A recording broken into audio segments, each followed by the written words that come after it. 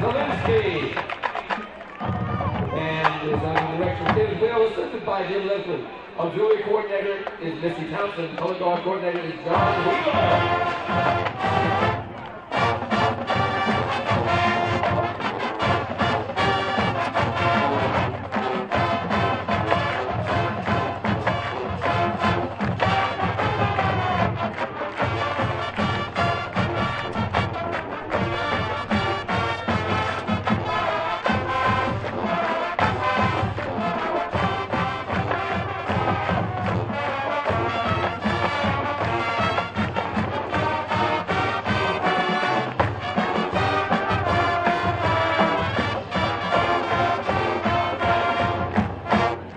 Ladies and gentlemen, at this time, we ask that you please rise for the playing of the University of Dayton alma mater, conducted today by the Pride of Dayton students, CEO, Megan Goldbrinson. This will be followed by the national anthem.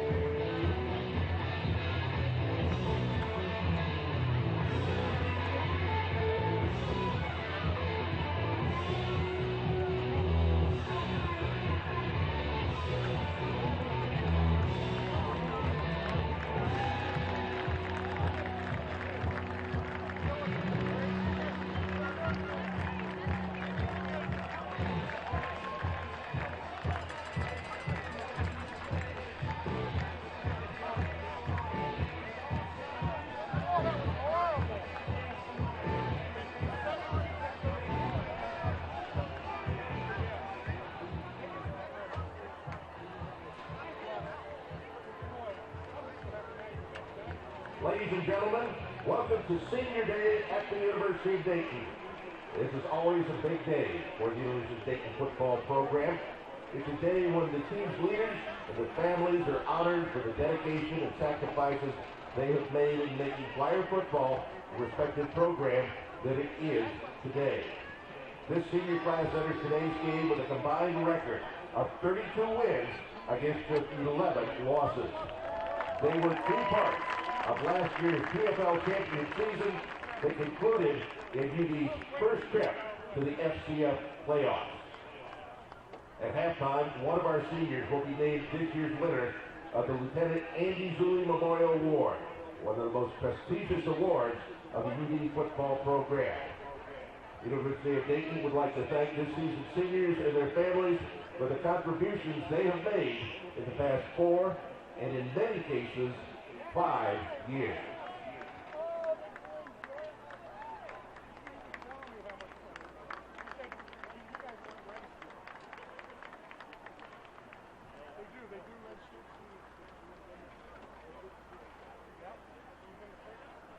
We direct your attention to the field now as we introduce this year's seniors. First, Jack Adams, accompanied by Sherry and John Adams.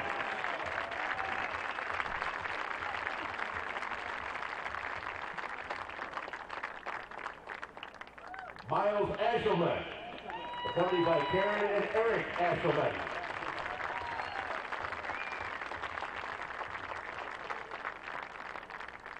Christopher Beechler, accompanied by Ron and Christy Beechler.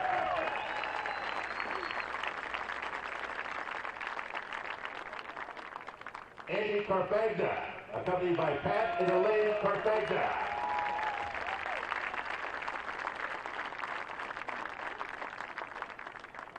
Carson Chatterton, accompanied by Carol Chatterton.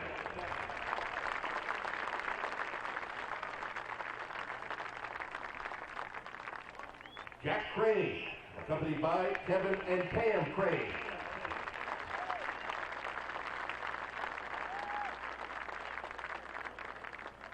Jack Uritz, accompanied by Susan and Jeff Uritz.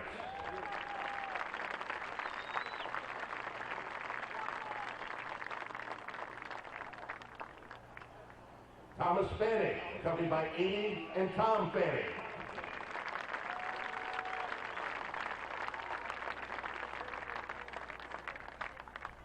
Michael Gray, accompanied by Michael and Angela Gray.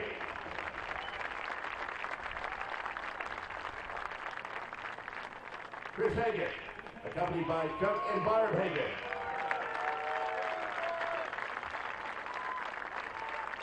Jim Hammondtree, accompanied by Bob and Carol Hammondtree.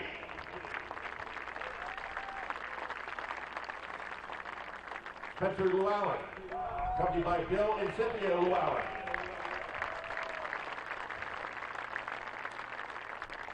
Gus Madden, accompanied by Sam and Sherry Madden.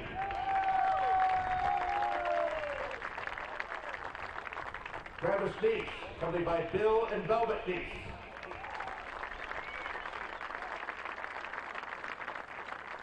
Ian Palin, accompanied by Drew Palin and Alice Lee.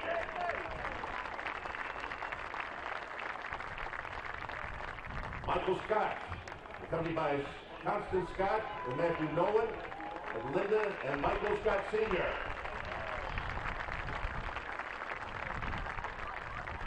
Cameron Stubbs, accompanied by Tim and Dennis Stubbs.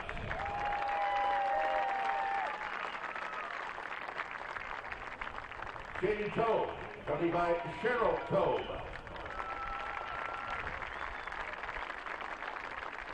Jimmy Bogle, accompanied by Mike and Jen Bogle. Luke Welch and Jeff and Tess Welch.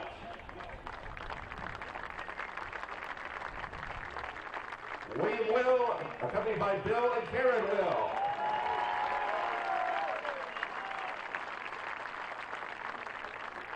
And Owen Williams and Hugh and Sam Williams. Ladies and gentlemen, please join the University of Dayton in saluting the 2016 Flyer Football Seniors.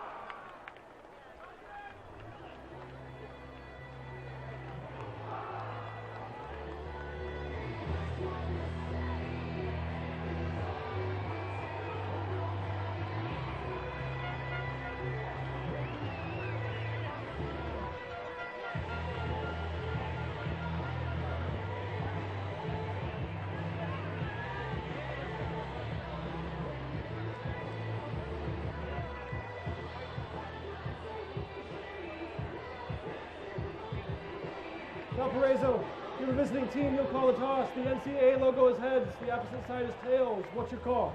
Heads is the call. It is heads. Valparaiso, you've won the toss. They will defer their option to the second half.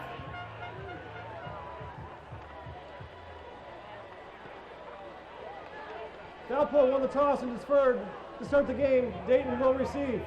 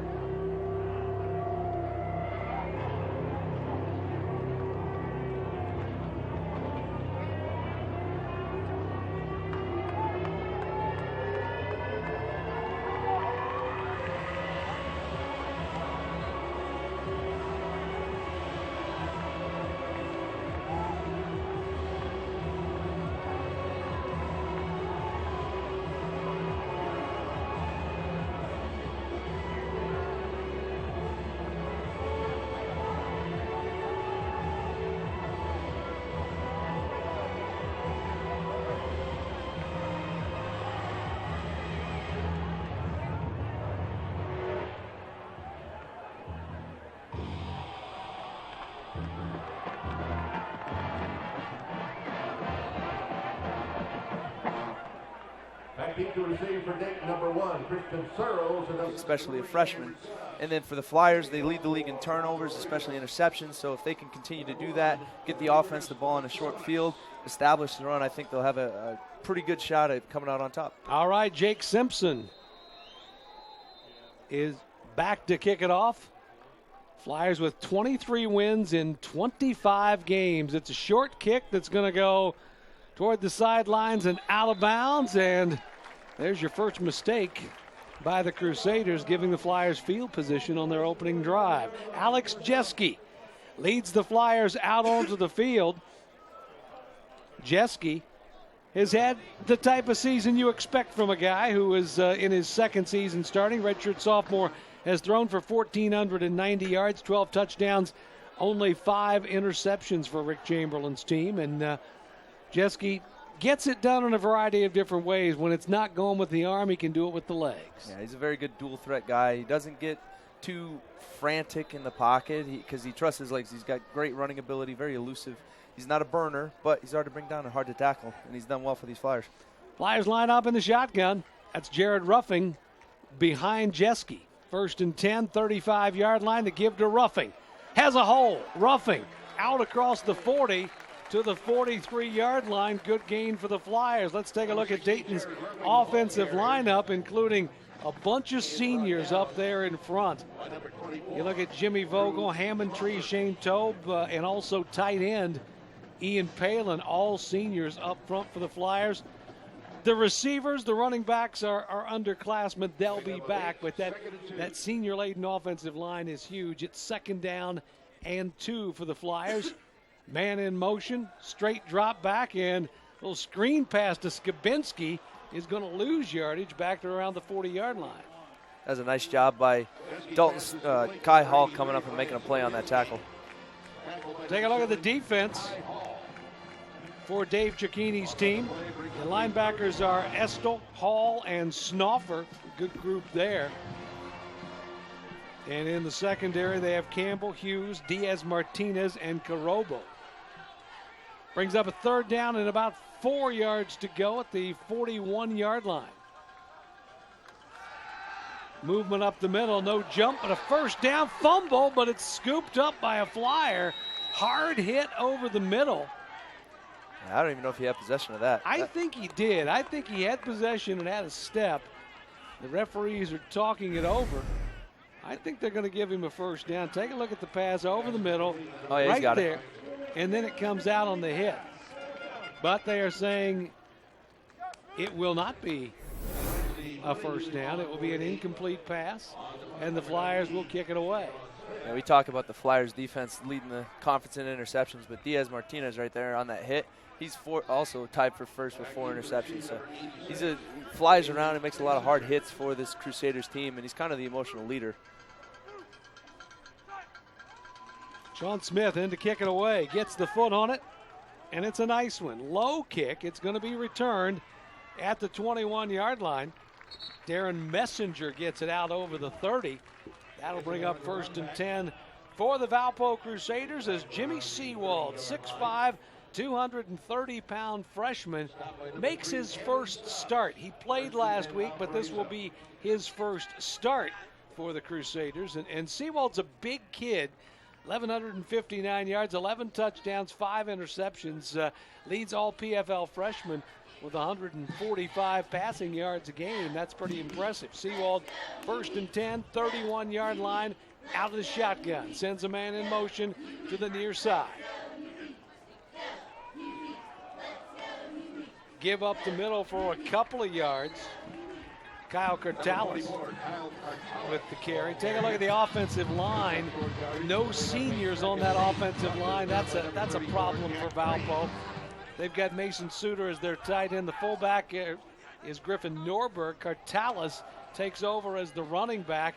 That's Cortales with the ball there, going down across the 35-yard line. For the Flyers, defensively, it's a good group up front. Nick Surgis, Andy Carfagna, Miles Ashelman, and Michael Gray. Those 4 do a nice job. Jack Crane, Chris Beechler, the linebackers, and then Cameron Stubbs, Christian Searles on the corners. David Leisring and Travis Neese making the start at free safety today. The pass over the middle, out across the 40-yard line.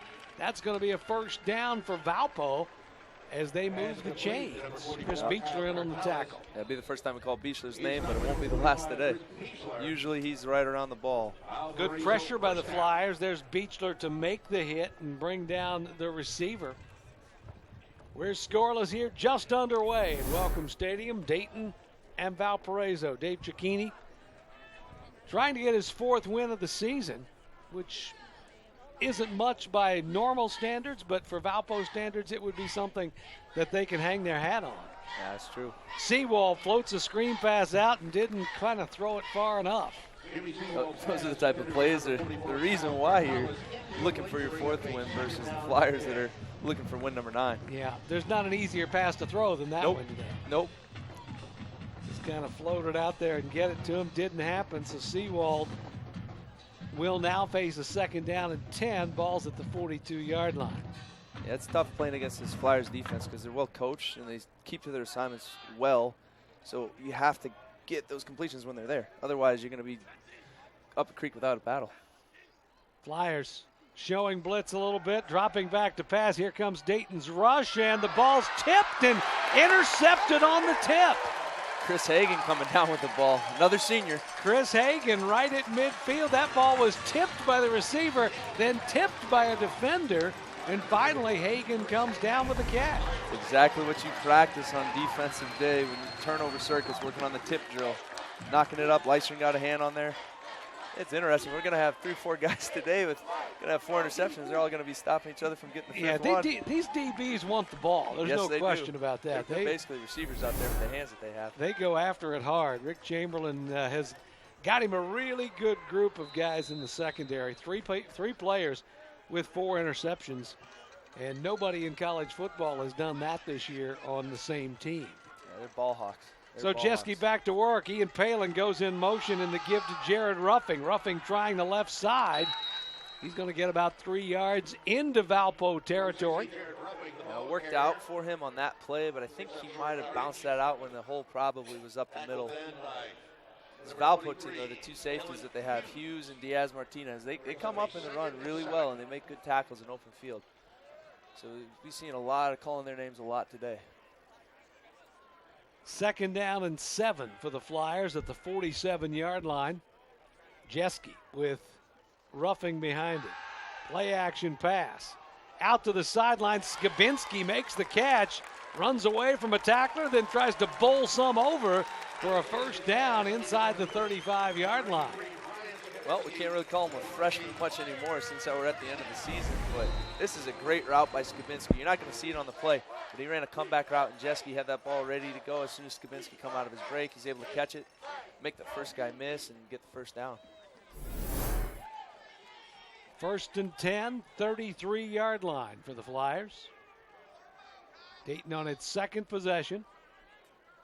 And first time in Valpo territory. They end around. Goes to Skibinski. And he's going to be thrown for a loss. So Skibinski, after making a nice catch, they try him at running. No, check that. That wasn't Skibinski. I'm sorry. Sort of looked like Skibinski. No, that was Skibinski. That was Skibinski. End around.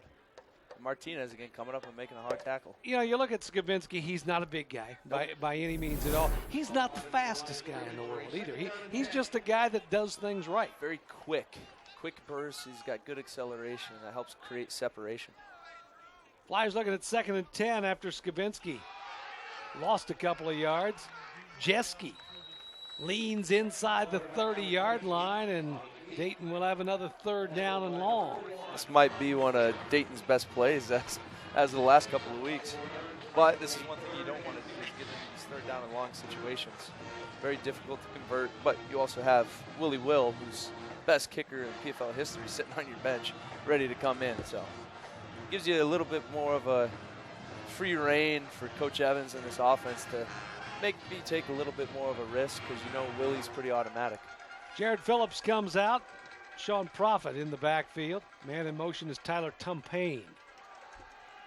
Jeske, plenty of time. Still has time. Going deep into the end zone. Touchdown! Adam Troutman with the catch.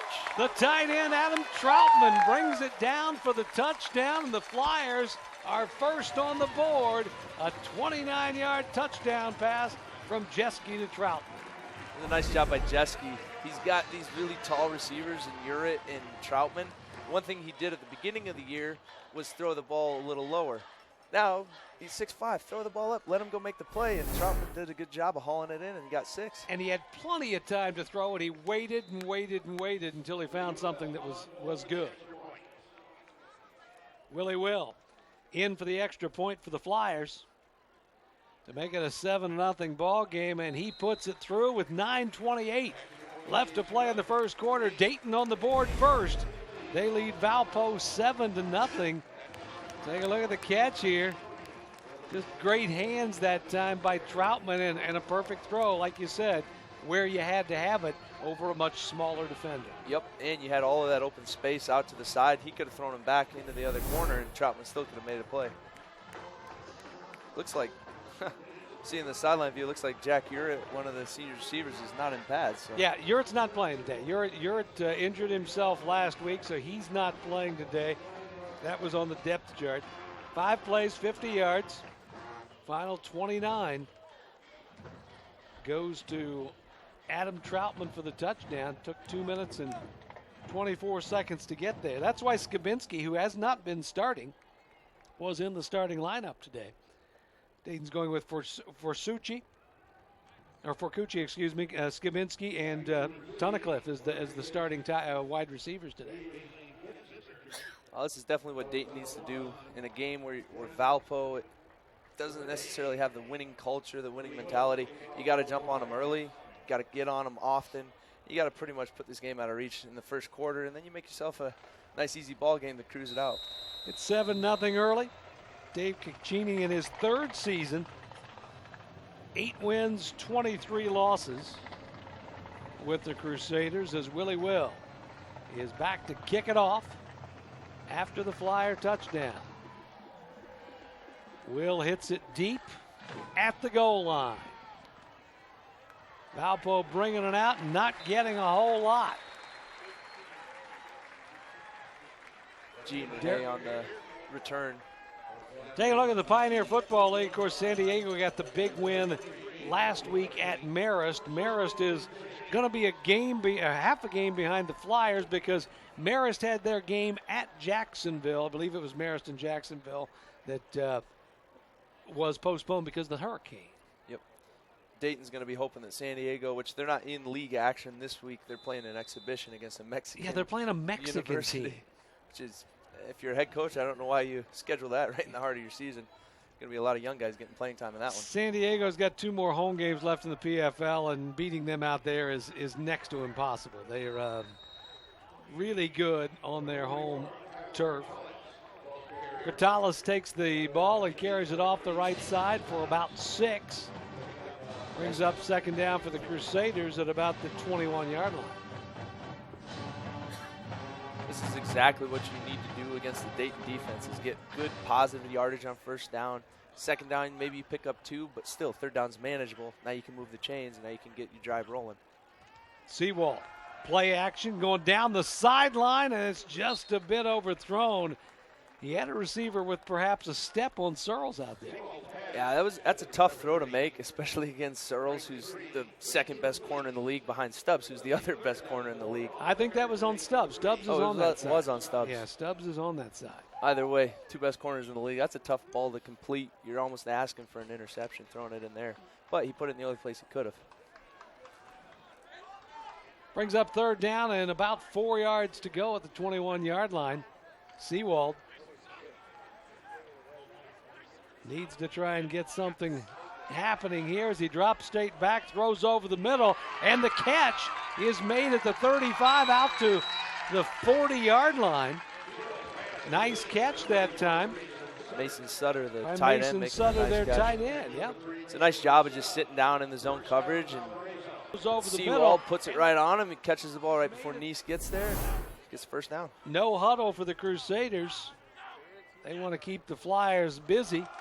Hand off to Cartalis, running over a couple of people and getting out to the 46-yard line.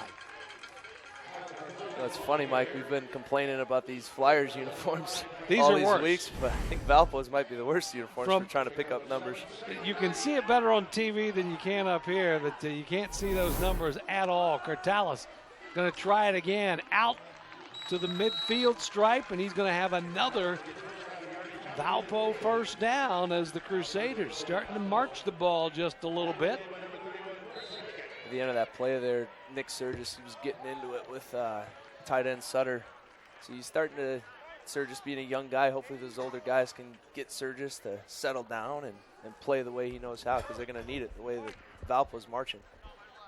Clock at 7:42 in the first quarter. Dayton's up 7-0, and Valpo looking to answer. Jimmy Seawald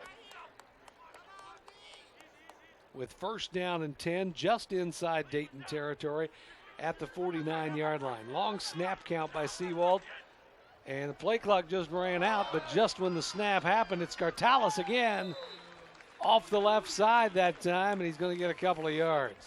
It's close to very close. Having a delay of game because of the play clock expiring. It's just a nice tackle, pull, kick out. Crane comes over the top, makes a good tackle. Brings up second down and 8. It's a pretty good drive so far by Valpo. This is exactly what you want following a Dayton touchdown. They had a drive going their first time just a little bit, but the tipped pass, the receiver tipped it up in the air, and Dayton was able to pick it off. And another nice pass by Seawald as he's able to get yet another first down. That's a hard throw, Mike. He's on the opposite hash. Well, he's kind of in the middle, but left hash, throwing it all the way out to the right side numbers, about 15 yards downfield. That's a long ball to complete against a good corner in Stubbs. Parker Fox, redshirt freshman's able to come up with that one, throwing it over the middle. And another completion, and another first down that's going to take him inside the 5-yard line.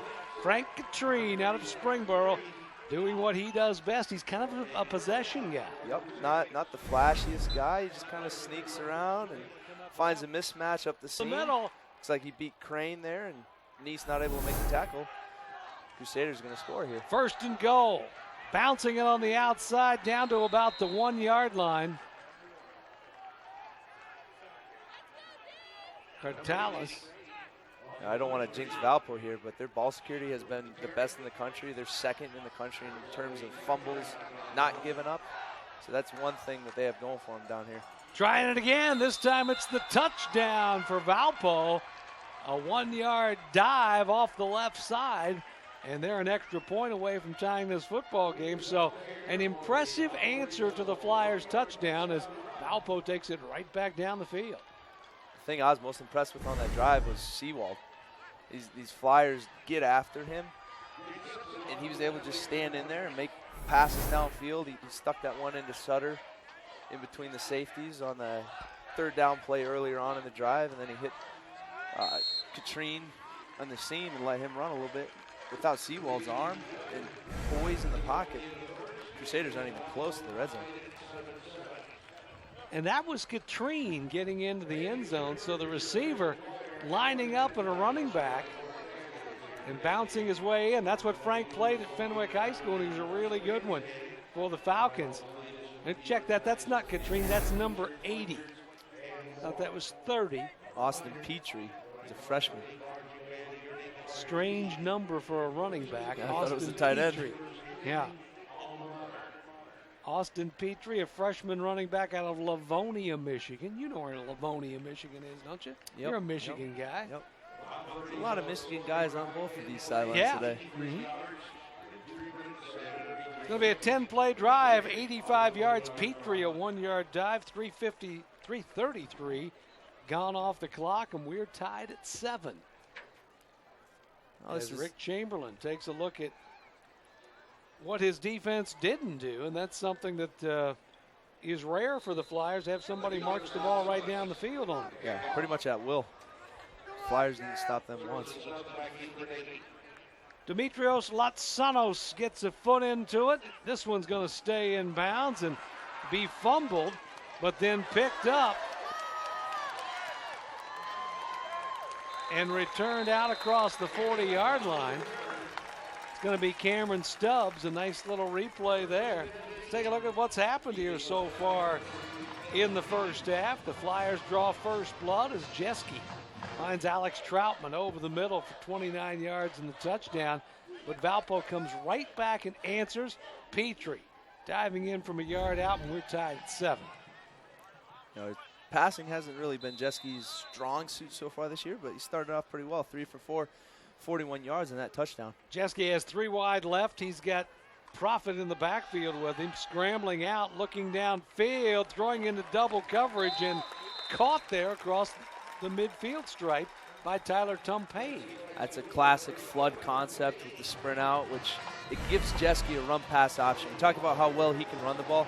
If nothing's open, he's going to tuck that and get about 5 yards, but he stuck it right into Tumpane, who's got some pretty good hands. Catch ball, fall down, make first down. Quick first down for the Flyers inside Valpo territory now at the 48-yard line. 1st and 10. Jeske fakes the handoff. He's got company there, scrambles away from him, flips it on the outside, and a pickup inside the 40-yard line for the Flyers. It's a nice little waggle concept. This has been a pretty solid play for the Flyers all season. Alex Kenner, the fullback. You see Jeske's elusive ability there as he just kind of pauses and gets that defender off balance, and then he accelerates and is able to create separation and dump that ball off to Kenner. Brings up a 2nd down and a little more than a yard at the 39-yard line. I think the H-back tight end position might be a little bit of an underrated position when we talk about Dayton. We talk about the receivers, talk about the running backs and the senior line, but those H-backs have been very solid and consistent for the Flyers. 2 tight ends on this play, and the give to Profit. Profit down the sidelines at the 10. He's pushed out of bounds. Sean Profit with a nice long run. Dayton seems to be in good standing coming into next couple of seasons with Profit and Skabinski, 2 true freshmen that have shown a lot of positive ability this season. That may have been Profit's longest run of the season, right? I think you're right. Takes it down to the 10-yard line.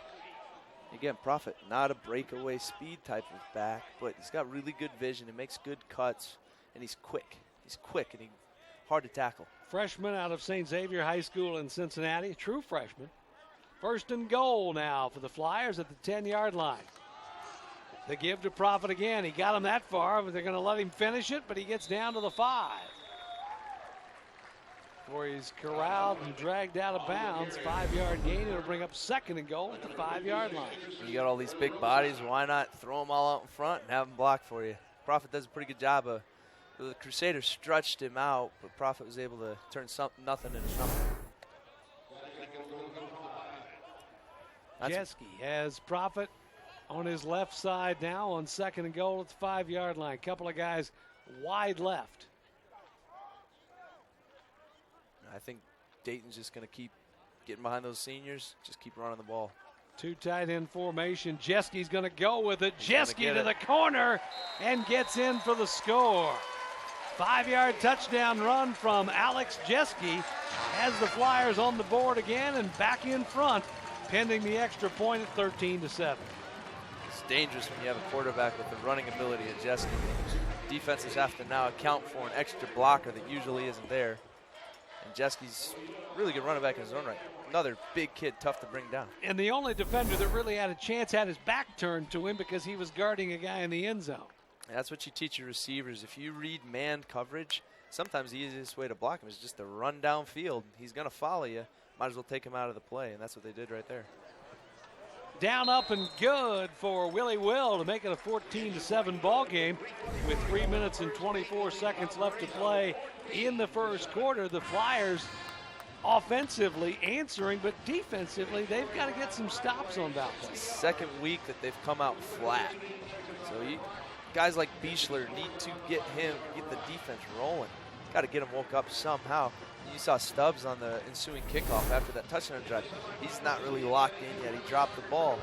So you're going to be, this is, I think, a pivotal drive. If Dayton's able to come out, stop Valpo right now, Valpo starts to get a little discouraged. But if Valpo has some more success, let's turn it into a ball game. Quick drive for the Flyers, 5 plays, 60 yards, 2 minutes and 18 seconds off the clock. Jeske takes it 5 yards around the outside for the touchdown. Dayton goes on top 14-7, and Valpo is going to get the ball back. I think Valpo just needs to continue doing what they did last drive, which is mix in the run with the pass and give Seawald some decent downfield options. Don't make him have to make very difficult reads. Have him read 1 or 2 guys, dump the ball off 5-6 yards at a pop, and you're going to march the ball right down the field. Jean Rennie is back to receive it, along with Darian Messenger. The kick from Willie Will gets the foot in it to Messenger, who fields it at the 1-yard line. Messenger to the 10.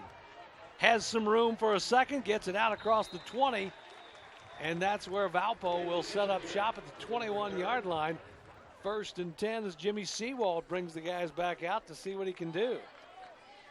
Look at Valpo in the rankings. They're 10th in scoring offense at 19 points a game. Scoring defense, they give up 29 points a game. Their total offense and total defense, they're pretty good defensively, but not that good offensively. And that's about the story for Valpo over the last few years. That might be the hardest coaching job in America right now. Is come in and try to change the culture of a program that's notorious for losing. And not an easy place to recruit to either. No, it's not. You're outside of Chicago, so you think you might be able to pull some of the Chicago kids, but not much going on in Valparaiso, Indiana. Quick toss over the middle. Chris Beechler there to defend it. It's only good for a couple of yard gain. It's John Renee again. This kid's quick.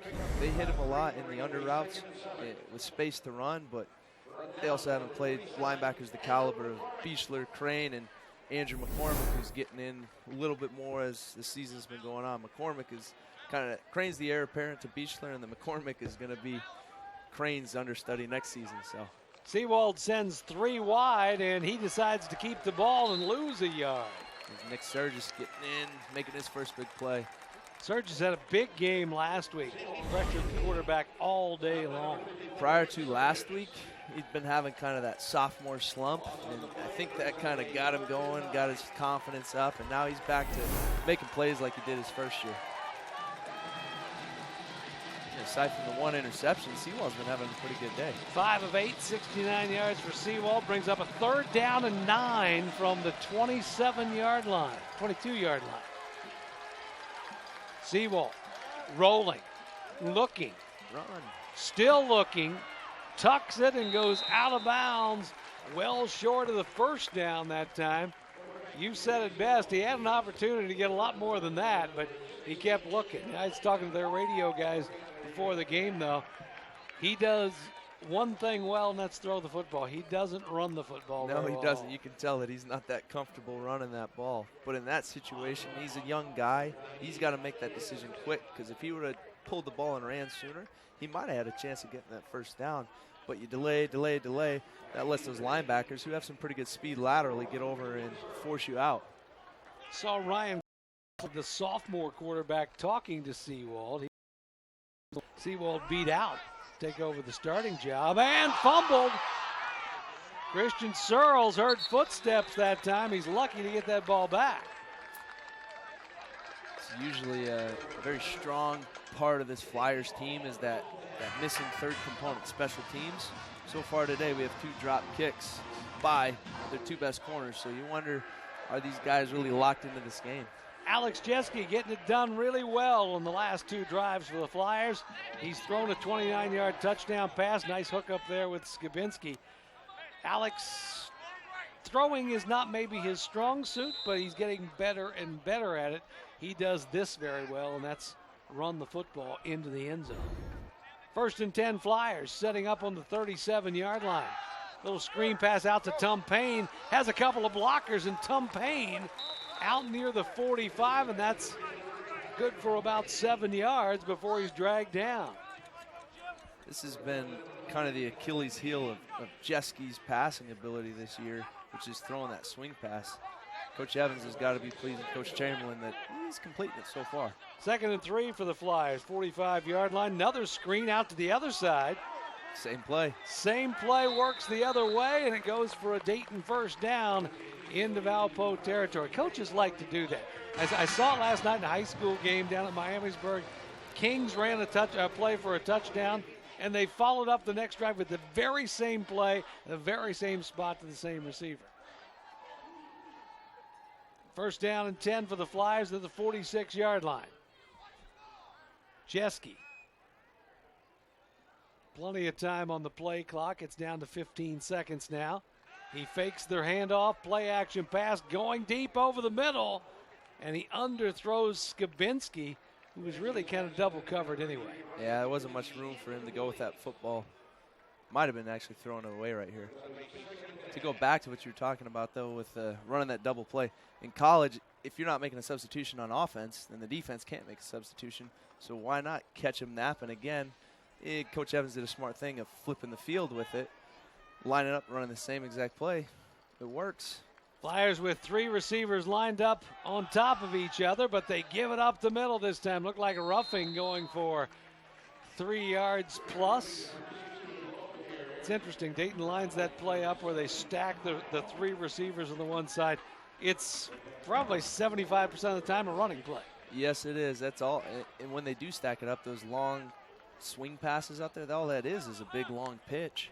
We're at the end of 1 quarter with Dayton leading Valpo by the score of 14-7. The Flyers have the ball in Valpo territory, looking for more when we come back on Time Warner Cable Sports Channel.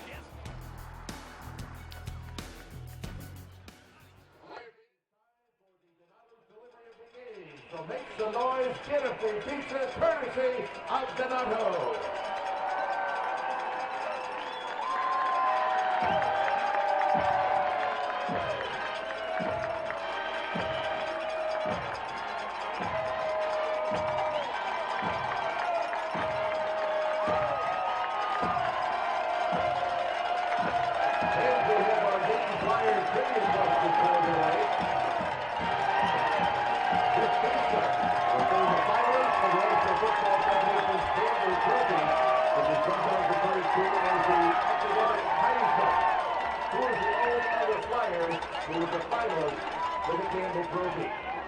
Answers can be submitted at the marketing table under the home grandstand. Winner will be announced at halftime. Once again, the trivia question is Eastern named finalist for the National Football Foundation Annual Trophy. Who is the only other Flyer who is the finalist for a Annual Trophy? Answers can be submitted at the marketing table under the home grandstand. Winner will be announced at halftime.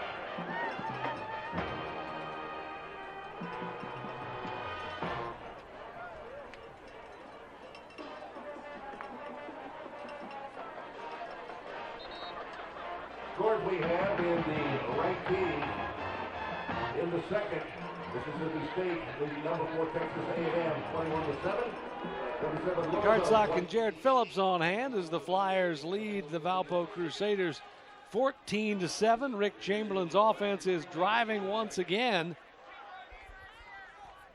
with a 3rd down and 6 to go on the 42-yard line. Looking at the Flyers' numbers, really good defensively and offensively in scoring.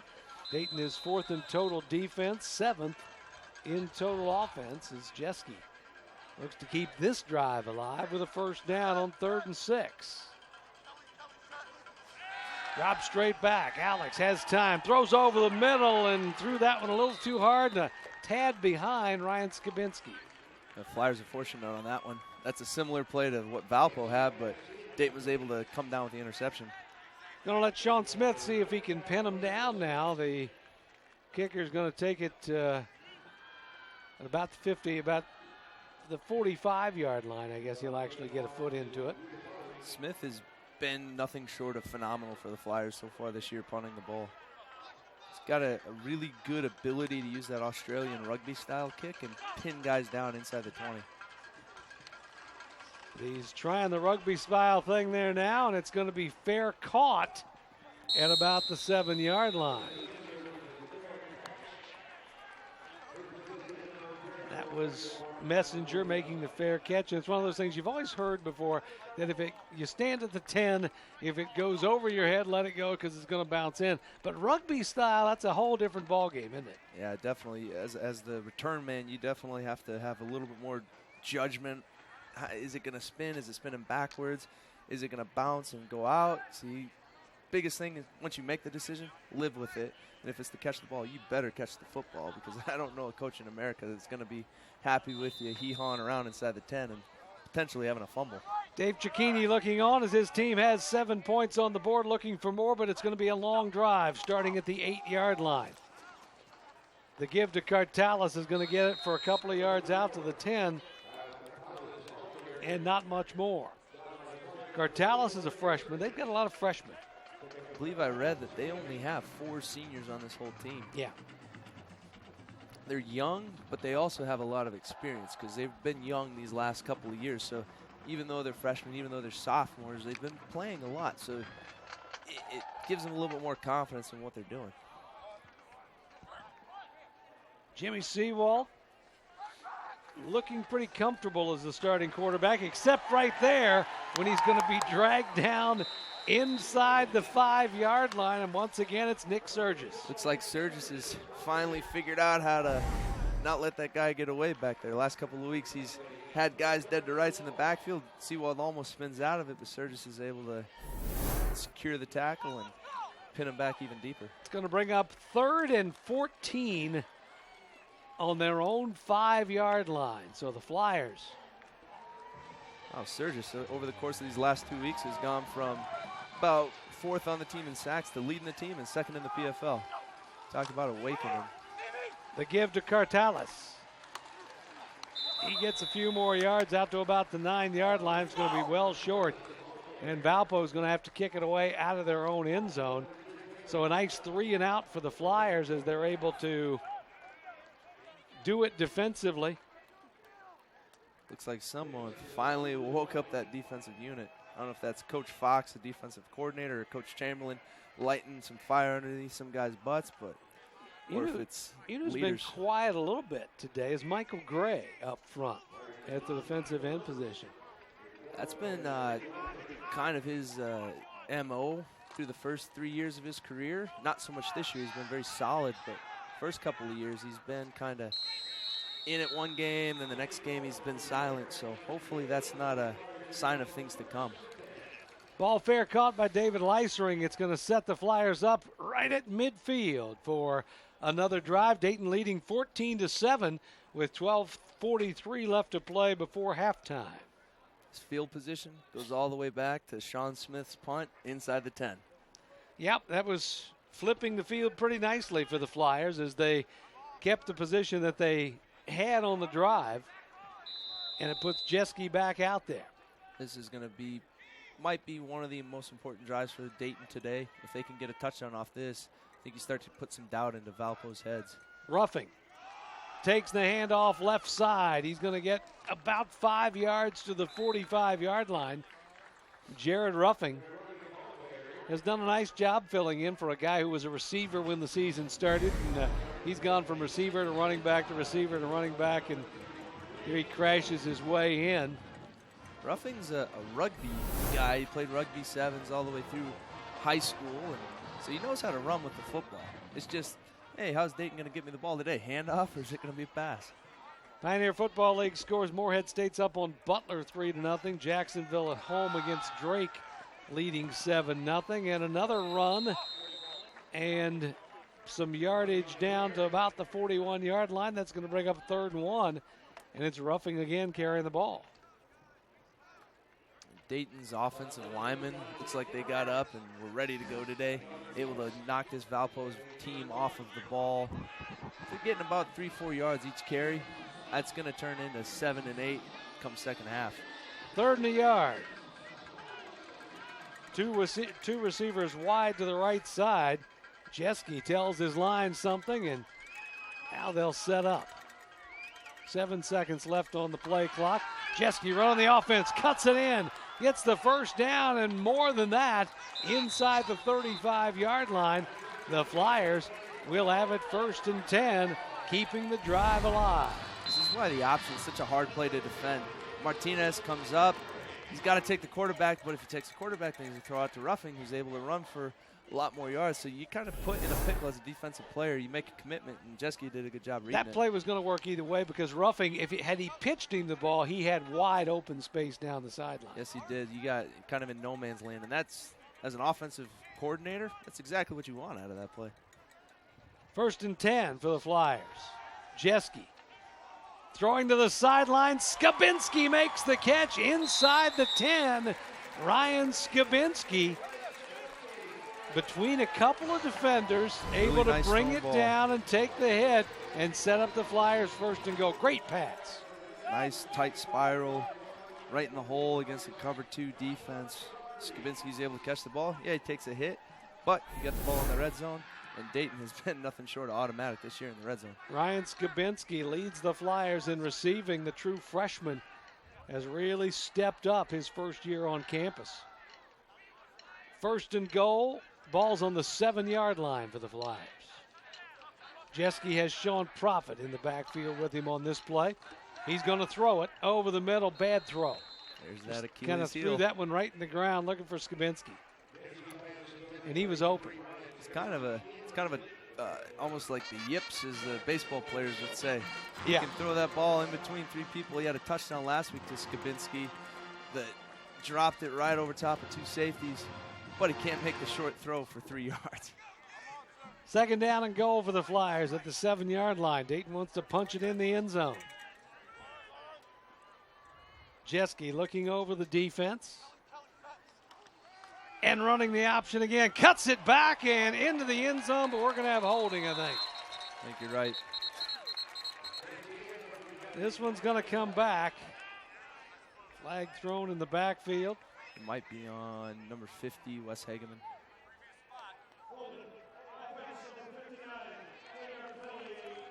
Shane Tobe.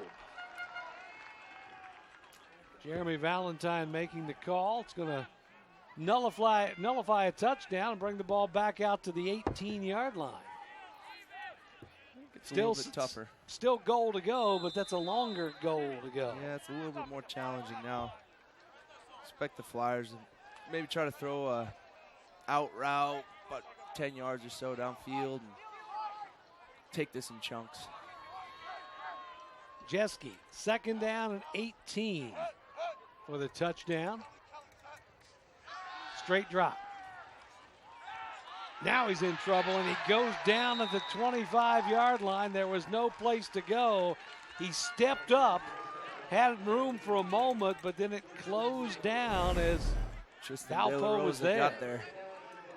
De La Rosa just keep working on Llewellyn at left guard. Just kept working. Jeske steps up. Probably should have scrambled, and he's able to make a sack. Jeske runs into the nose tackle. Tristan De La Rosa, 6'2" junior, 292 pounds. So it's third down and goal from the 25-yard line. Jeske's got room now. He's going to run it. Jeske looking for blockers to the 10, to the 5. He's out of bounds at about the 4-yard line. And it's going to bring up a fourth down and goal situation. We'll see if Rick Chamberlain's going to bring the field goal unit on. He is. De La Rosa just swung past Llewellyn for the second time. That's going to be a matchup to watch as this game goes on. Tom Payne trying to get a block, but they ran out of room, and Willie Will's going to come in. Spot will be the 11-yard line, so 21 yards on the field goal try for Will. He's 12 out of 15. The Pioneer Football League leading kicker. Down, up, and good. Dayton adds to the lead with 3. It's 17-7 with 8 minutes and 43 seconds left to play before halftime. Yeah, Dayton almost shot themselves in the foot on that drive with the penalty and then taking that sack. It's one thing about Jeske that's been his kind of downfall over the course of his career is taking ill-opportune sacks. Join us next Saturday, November the 12th, when the Flyers take off to face the Red Foxes of Marist. All the action starts at 1 o'clock right here on Time Warner Cable Sports Channel, your television home for the Dayton Flyers. Marist, a tough place to close it out for the Flyers because the Red Foxes are playing really well.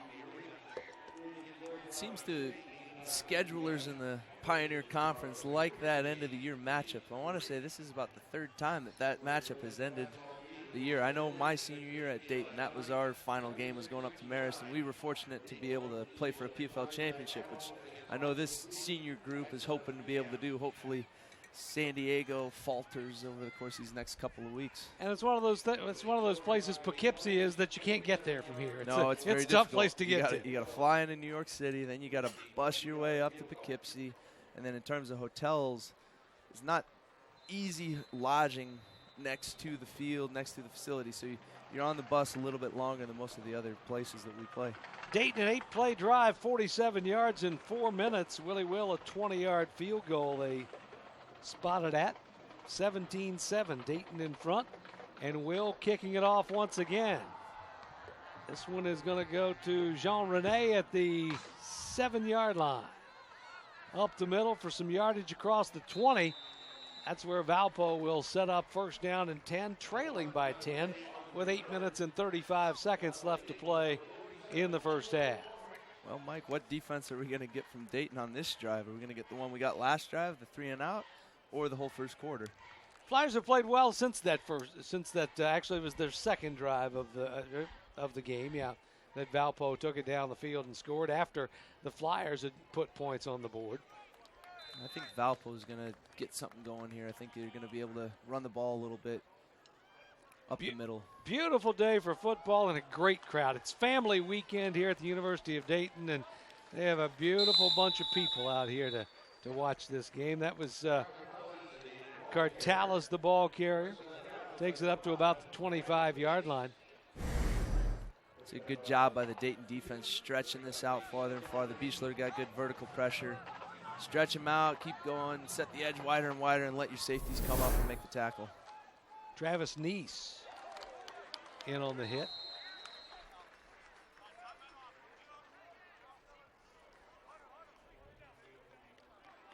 It'll bring up a third down situation now for Valpo after the short run. Ball's on the 22-yard line, third down and 4. This would be a good instance. I bet you Dayton's probably going to try some sort of stunt up front with the line. More than likely drop most of their players in coverage. Look for Valpo to run a guy underneath, dump him the ball, and give him some space to run. Michael Scott's in there right over the center, trying to get some penetration. There it comes, the quick screen pass out. Not going to get to the first down marker, I don't think. He's going to be just a little bit shy. That's a pretty favorable spot. Looks like that official's giving it to him. Linesman was giving it to him. They're going to spot him at the 32 and give him the first down. I'm not sure he got to the 32, but they're going to give it to him. Good call by Valparaiso on that drive. Sneak the running back out of the backfield, dump it off to him, and a big boy. Hopefully he can make a first down out of it, which he did. You see Gray coming up making the tackle. Michael Gray trying to keep him from that first down marker, but it didn't quite work. They pick up 3 on that running play. That's one to thing. Cartalis. It's one thing that we've talked about Gray over the course of his last couple of games of being a former linebacker. That lets Coach Fox and Coach Chamberlain use him in a different way than most defensive ends. They can drop him in coverage, bring the pressure from the opposite side. Against a freshman quarterback who's really seeing this type of defense for his first time, it's going to be confusing. Jimmy Seawald. 2nd down and 7 now. Flyers try to string out another run, but Cartalis. No check that. That's Petrie. Petrie, who scored the touchdown. Big boy. Picks up a first down this time. Off the right side, got a block, followed his block, and gets it out near midfield. 46-yard line, 1st and 10 for Seawald and the Crusaders. Seawald's going to run with it. Nice move that time to the 40-yard line, and the big freshman picks up yet another first down. Does a nice job of making a decision and living with it. And once you do, hey, I'm pretty athletic. I can pick up that first down. He can run a little bit. He's not very fast, but he's got long legs. At 6'5", you're going to have a long reach with those legs. Looks similar to a former Flyers quarterback, Will Bardo. Yeah, Bardo, I think, was a little bit quicker, a little bit more shifty, but running, nevertheless, 6'5" guys, they get downfield in a hurry. Under 6 minutes to play before halftime. Valpo's on a drive, trailing by 10. Another completion and almost another first down. They're going to mark it at the 31-yard line. That'll be a yard shy for Valpo as they continue to move the ball with short little passes. This is how you beat this Dayton defense. They a lot of times will drop guys into cover 4, cover 3, so there's holes in the middle. If you have a quarterback that's accurate with the football and can get it there on time, you can pick up good chunks of yardage at a time. You're not going to hit the big play, but you're going to move the ball down the field and give yourselves a chance to score. 2nd down and a yard. Seawald sends a man in motion. That's Renee. Then the inside handoff. They go to the big guy again, Petrie. Don't think he quite got to the first down marker, but it's going to be close. Now where they're marking him, he may have. He did. Mark him right on the 30-yard line for a first down as Valpo keeps the drive alive. You see Petrie never touched the ground. Going on top of his head. He's still moving the ball. It's a good job by Petrie of keeping his legs moving, understanding that he wasn't down. Second effort's what got him the first. So Seawald and the Crusaders continue to move the ball. 1st and 10 on the 30-yard line and a jump. Somebody moved, and the Flyers are pointing at the Crusaders, and that's what the call is. Offense, number 74. 5-yard penalty, remains first down. So bring it back to the 35-yard line. That's where Valpo will go with first down. Take a look at it. Yep, right there. The left guard flinches, and you can't do that. Nope. Hopefully that's not the play that shoots them in the foot on this drive. It's been slowly matriculating the ball downfield.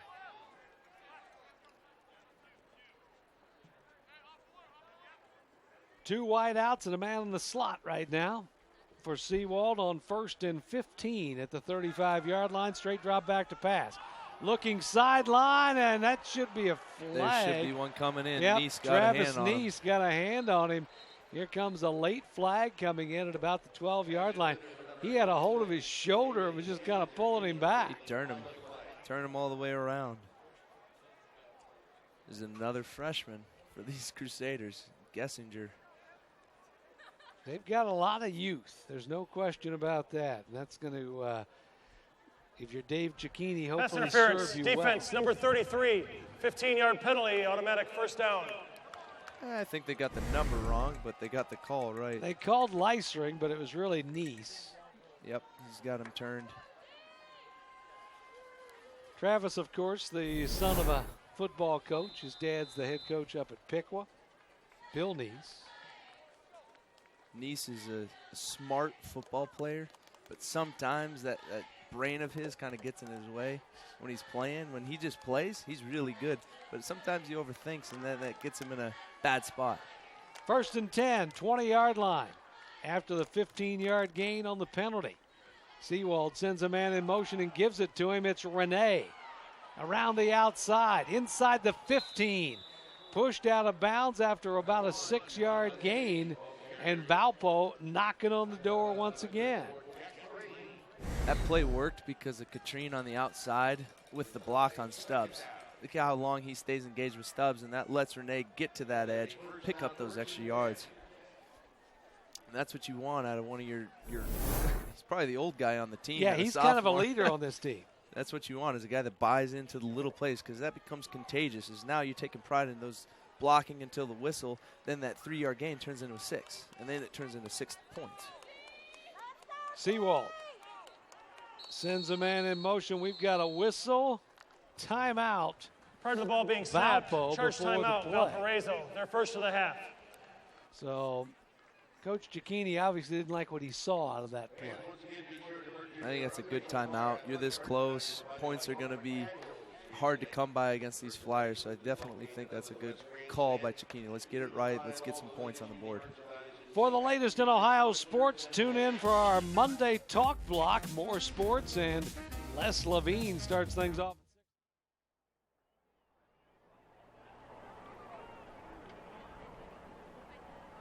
Of course, we have now Mississippi State at the half, leading number 4 Texas A&M 28-14. At the half, number 7 Louisville 38, Boston College nothing. For Valpo, but the Crusaders are driving. Valpo looks very poised after answering back on Dayton's first touchdown drive, answering back with a touchdown of their own, having a 3-and-out deep in their own end zone. You didn't know what kind of offense you were going to get coming out with Seawald being the freshman, but he's had a lot of poise, and I think that his team is fed off of that, and they've moved the ball all the way downfield. Now they're looking at getting back within 3 points. Ball's on the 10-yard line. First down and goal for Jimmy Seawald and the Crusaders. Crowd coming to life a little bit here at Welcome Stadium. Seawald keeps it and throws the interception. It's picked off by the Flyers, and that's going to be the safety. David Leisering with his 5th interception of the season. It's like Leisering finally broke up the Tide party with the interceptions. I was just getting ready to say, freshman quarterback Seawald, you got to take care of the ball in the red zone. Can't throw picks. And throws it at the 2-yard line. David Leisering comes away with it. Stops the drive and turns Valpo away. And it's, Jimmy Seawald had a perfect drive going until he threw that ball. One mistake, but that mistake cost them. I think that's another instance of you had a taller wide receiver going up against a shorter defender. Throw the ball up. Don't throw it down. Gives the defender the advantage. 1st and 10, 2-yard line. Jeske in his own end zone. Hands it off. Jack Adams has some room. Adams across the 20, and he slipped down, or he would have had some more. But watch out for that line on that one. It's a nice job by Dayton at getting out of their own end zone. Adams seeing his first carry, and nobody touched him. He just went down. You can see Adams with that neck roll. He got a stinger back in the Robert Morris game that we broadcast, and he hasn't been healthy since.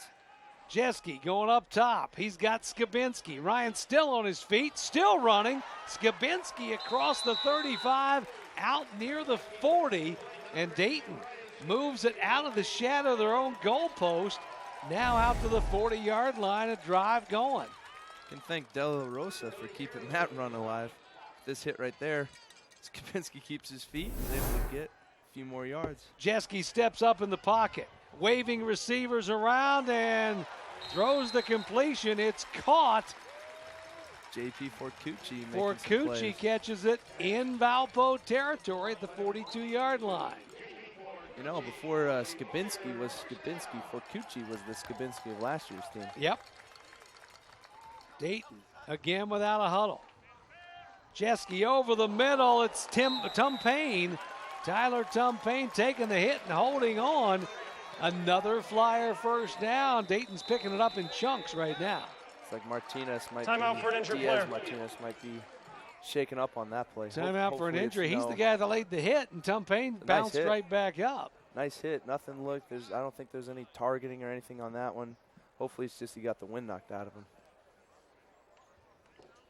Can't really see the number there. I think Diaz Martinez, we think, the safety, came up to make the hit. The Flyers, he's going to take a little bit of the momentum away from them because they had a nice drive going. It's a nice pass by Jeske. Yeah, no, just a normal hit, normal tackle. Looked like hopefully he's just shaken up a little bit. Oh, looks like it's a knee. Oh, there it is. Left knee buckled. When he come up and made that play, they got their feet tangled. And he stayed down, but now he's up and walking off the field, but not putting a whole lot of weight on that left leg. Yeah, judging by how he kind of twisted there, best case scenario, hopefully it's the MCL ligament. It's a little bit easier to rehab and come back from than the dreaded ACL. Diaz Martinez out of Miramar, Florida. Martinez has been one of their better players in the secondary this year, coming up and making those hard hits like he just did. It's going to be a tough loss for Valpo. Flyers with first down and 10 at the Valpo 32-yard line. Jeske fakes it to Adams, and he's got room. He cuts in. Alex Jeske, touchdown, 32-yard run. Jeske had a couple of defenders going sidelines. He went inside on them and took it to the goal line. He's basically a running back in a quarterback's body. That was pretty impressive. That was a nice run. It was a nice pull. Read the defensive end well. He bit on Jack Adams' play fake, and Jeske keeps the ball. Right there. Gets around the edge. A nice little sidestep past Hughes. Gets the Flyers 6 points. Had two defenders coming at him. He got around both of them and into the end zone. And Willie Will looking to add the extra point to give the Flyers a 24-7 lead with just under 2 minutes to play here before halftime. There's another one for Willie Will. It's 24-7. That was a 98-yard touchdown drive for the Flyers. That was a very impressive showing by this Dayton offense. But it goes back to the mistake by Seawald. And now you basically just blew the game open. I don't know if Valpo's going to be able to come back from this, if they're going to have the poise to just keep playing, just keep chinking away, not having the older guys on the team that have been in these situations. That's one of the strengths of this Dayton defense. Last year, there was 2 or 3 games that they started out down 14-0. And those guys learned over the course of the season, just keep making the next play, make the next play, and you give your offense a chance to chip away at that lead, and you're going to put yourself in a position to make to win the game. And so Valparaiso, as a young team, that's what they're going to be looking to do, and that's the kind of culture that hopefully you build from a game like this to come back and get this next drive. The Flyers move at 98 yards in a minute 16 on 5 plays. 5-play drive, 32 yards. Jeske runs it in for the touchdown to give Dayton a 24-7 lead with a minute 57 left to play before halftime. Impressive drive by the Dayton offense. You can call that flexing your muscle. Willie Will kicking it off. It's going to send it deep, and it's going to be Messenger with the ball at the 2-yard line. Messenger comes out of there with it, gets across the 15 to about the 17-yard line, and that is where Valpo will take up first down 10. 1:53 left to go before halftime. Expect Valpo to maybe try to run a little bit of a 2-minute drill here. Seawald is really good sticking that ball into places. Hopefully he can get something rolling.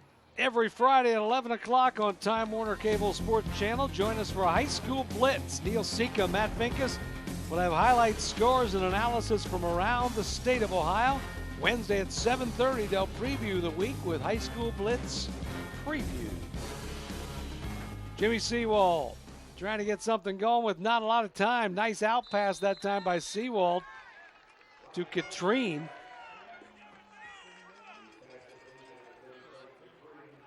for a first down at the 30-yard line. That is Katrine's second catch of the day, and an incompletion there is going to bring up second down and 10. I think we may have just seen a quarterback change. I think this looks like number 16, the backup, Ryan Clark. That's Ryan Clark, who has been starting a little bit back and forth. Seems to be a little bit more stout of a build than Seawald, who's a little bit lankier. Last week, Seawalt won the job, they thought, but apparently not as much as we think he may have won the job. One way to lose a job is to throw picks in the red zone. Clark dropping back to throw, looking deep.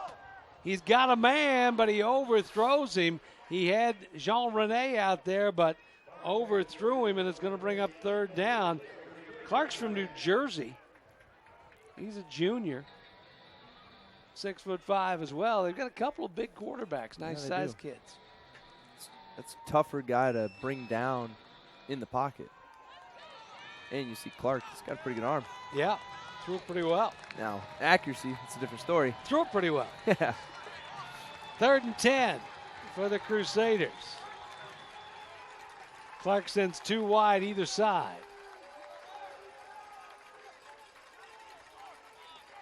Flyer defense looking to make another stop. Clark flushed out of the pocket, trying to run for the first down. He's not going to get there. Stepped out of bounds at about the 33-yard line.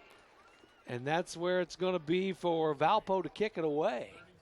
So a quick, wasn't a 3 and out because they did get a first down, but the Dayton defense able to hold after that. You wonder if Coach Cicchini saw something in Seawald's confidence start to waver after that interception, or if this is just, got a little bit more faith in Clark in that situation. Back to kick it away for Valpo is Alex Ing. Gets it away. And fair catch called for and made at the 26-yard line. That's where Dayton will get it with 1:18 left to go and a 24-7 lead. For programming updates and information, make sure you follow us on Twitter and Instagram at TWC Sports OH. You can also like us on Facebook by searching Time Warner Cable Sports Channel, Ohio. So quickly, Dayton's offense right back out again, leading 24-7. 1:18 left to go. Do they try to put something else on or be comfortable with the lead? I think if you're Coach Chamberlain, knowing the way these games have gone against Valpo, I think you go for the score here and you try to put the dagger in. Jeske flushed out, going up the sidelines, a completion. Is that Tom Payne again? That was the receiver running back roughing. Oh, that was roughing that made the catch. He shifted over real fast and it looks like a receiver catching that ball. And you're seeing why the Flyers were able to play him in both positions. He's got very good athleticism. First down, Jeske back to throw again. Steps up, now scrambling, running away from the defense, throwing it deep down the sideline, but the catch, there's going to be a penalty flag. A high school teammate of Katrine, Matt Tunnicliffe. Matt Tunnicliffe makes the catch. I almost thought that Tunnicliffe stepped out of bounds when Jeske started scrambling. I think that's what the flag is going to be. I think, well, the flag's down Illegal here. touching. Offense, number 87, went out of bounds on his own and was the first to touch the ball. Thought so. There's no yardage assessed. However, the penalty includes loss of down. Second down. I thought that was the case because I looked down as Jeske started to scramble, and Tunnicliffe was right there about the 45-yard line as he changed his route to go down deep. Nice catch, just didn't work. It was a nice job in the scramble drill, and that's what they teach you guys. If you're short and the quarterback starts scrambling, you get behind the defense, you go long. That's what Tunnicliffe did, but you also need to know where you are on the field and not run out of bounds because you just cost yourself about 20 yards right there. Brings up second down 10, loss of the down on the penalty, and that's going to be a flag. There's 5 yards of it right back as Valpo goes offside. It's frustrating as an offensive coach. Offside. Defense, number 3, unabated to the quarterback. 5-yard penalty, remains second down. So unfortunately, he was in the neutral zone. He was going to have a clean shot at the quarterback. But if he maybe flinches there, you get a free play. You can take that shot deep. So if you're Coach Evans and this offensive staff, you got to kind of, hey, Mr. Official, I think maybe we could have got a free play on that one. Second down and 5 for the Flyers at the 42-yard line. And now they give it off to Ruffing. Ruffing, still on his feet. 50-yard line, 40-yard line. Ruffing still going inside the 35-yard line. 51 seconds left, and the Flyers are going to call a timeout quickly. Dayton's gotten themselves in scoring position again. Ruffing's a big back. That wasn't a play call to get that many yards, and Ruffing just kept his feet turning. Look at that. 1, 2, 3 missed tackles. The fourth guy finally gets enough of him to bring him down, but Ruffing is a tough guy to bring down. He's very thick. He's about 6'1", 210 pounds. It's not an easy guy to tackle. So the Flyers will talk it over. I like it down there. You see on the huddle, you see the Dayton players talking with the offensive coaches. Coach Chamberlain just kind of wanders around the outside of that because he's not really on the offensive side of the ball. No, Coach Chamberlain has hired a really good offensive coaching staff, and he can kind of let them make really good decisions, and they've shown that they can do that. Flyers break the huddle. We've got 51 seconds left to go on the second quarter clock. Dayton will have a 1st and 10 on the Valpo 33-yard line going in. You know, Mike, on the opposite side of that, defensive huddle, who's in the middle? Coach Chamberlain. Yep, no question about that. 3 guys wide to the left side. Jeske is going to drop straight back to throw. Feels the pressure. Running away, feels the pressure, and finally ran the wrong way too far. Back near midfield, he's going to be marked at the 48-yard line, and that's going to be another timeout needed for the Flyers. This is a covered sack. You see up at the top of the screen, Ruffing was open. Once Jeske went through his progression on the left side, there was nobody open. Valpo covered that very well. Jeske needs to take the next step in his development as a quarterback. Find his check down guy, dump it to him. Don't take a 15-yard loss on a sack. You took yourself out of field goal range with that one play. Yeah, now you've got some work to do as the ball's back at the 48-yard line with 42 seconds left before halftime. So the Flyers are going to try to make something happen here and get some kind of points on the board to add to a 24-7 lead here. Yeah, that's been the big knock on Jeske in his 2 years of starting is taking bad sacks. You know, there's good sacks and bad sacks. Good sacks is when you need to protect the ball. Bad sacks is when it takes you out of scoring range. Yeah, he started scrambling and then made it worse by continuing to run around back there. Either get it to Ruffing or throw it out of bounds. 2nd 25. He's going to step up and run this time, get it down to the 44-yard line. Clock continues to run. You know, if he does that on the last play, maybe he only gets 1 yard, but at least you still have Willie Will with a chance to put 3 on the board. 3rd and 25. Flyers need something here if they're going to get into field goal range. Going deep to Skabinski, and it just overthrows him. Skabinski was behind the defender, but the ball was thrown too far. A little outside. Looked like Skabinski wasn't quite. It almost looked like he stopped a little bit, like, hey, maybe this ball's not going to come to me. And then at the last second, tried to adjust, and it was too late. 15 seconds left on the first half clock. Sean Smith's going to run back out there and punt it again. Dayton had a golden opportunity to put points on the board there and come away with nothing. Yeah, I think right here, 10 seconds on the play clock, I think Dayton's going to take a delay a game, give Smith a little bit more room to punt. Nope. No, he's going to go with it. The high kick right down the middle is going to spin and get into the end zone. Oh, maybe if they would have, another 5 yards would have. Yeah, another 5 yards would have helped that a little bit. Valpo's going to come back out with 7 seconds left to go. Probably just take a knee and go to the locker room. Yeah, that's a safe bet in this situation. Don't try anything stupid. Yeah, you haven't lost a fumble. I think they've lost 2 fumbles all year. But doesn't mean it can't happen in 6 seconds. Just take the knee, go regroup. Back to kick it. Or not to kick it, they just kicked it. Back to take the knee is Clark, and we go to the locker room with the Flyers leading Valpo by the score of 24-7. Dayton headed to the locker room. They'll go in quickly because they do have to come back out for a presentation at halftime for the Andy Zulli Award, which is one of Dayton's more prestigious awards in the Flyer program. Let's go down to Lindsey Patterson with Coach Chamberlain sidelines. Lindsey. Coach, in the final 2 minutes. The question was, Chris Beechler was named a finalist for the National Football Foundation Campbell Trophy. That's sometimes referred to as the academic Heisman. Who is the only other Flyer who was a finalist for the Campbell Trophy? The answer to today's trivia question was A, Brandon Kramer in 2007. Today's winner, John Martin. John Martin won the prize for the trivia question. Please head to the marketing table under the home grandstand for your prize.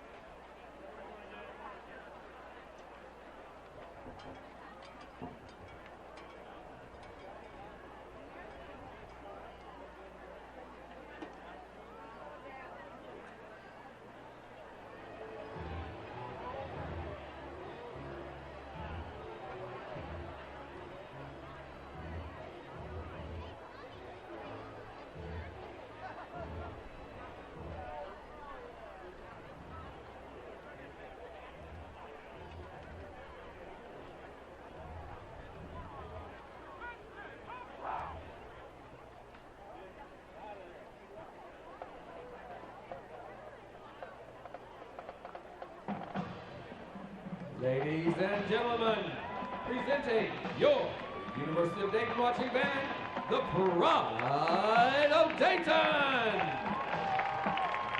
The prize drum major are Ada Pariser and Zach Zielinski. The band is under the direction of Mr. Ken Will, assisted by Mr. Jim Leslie. The auxiliary coordinator is Missy Townsend, and the color guard coordinator is John Wheeler.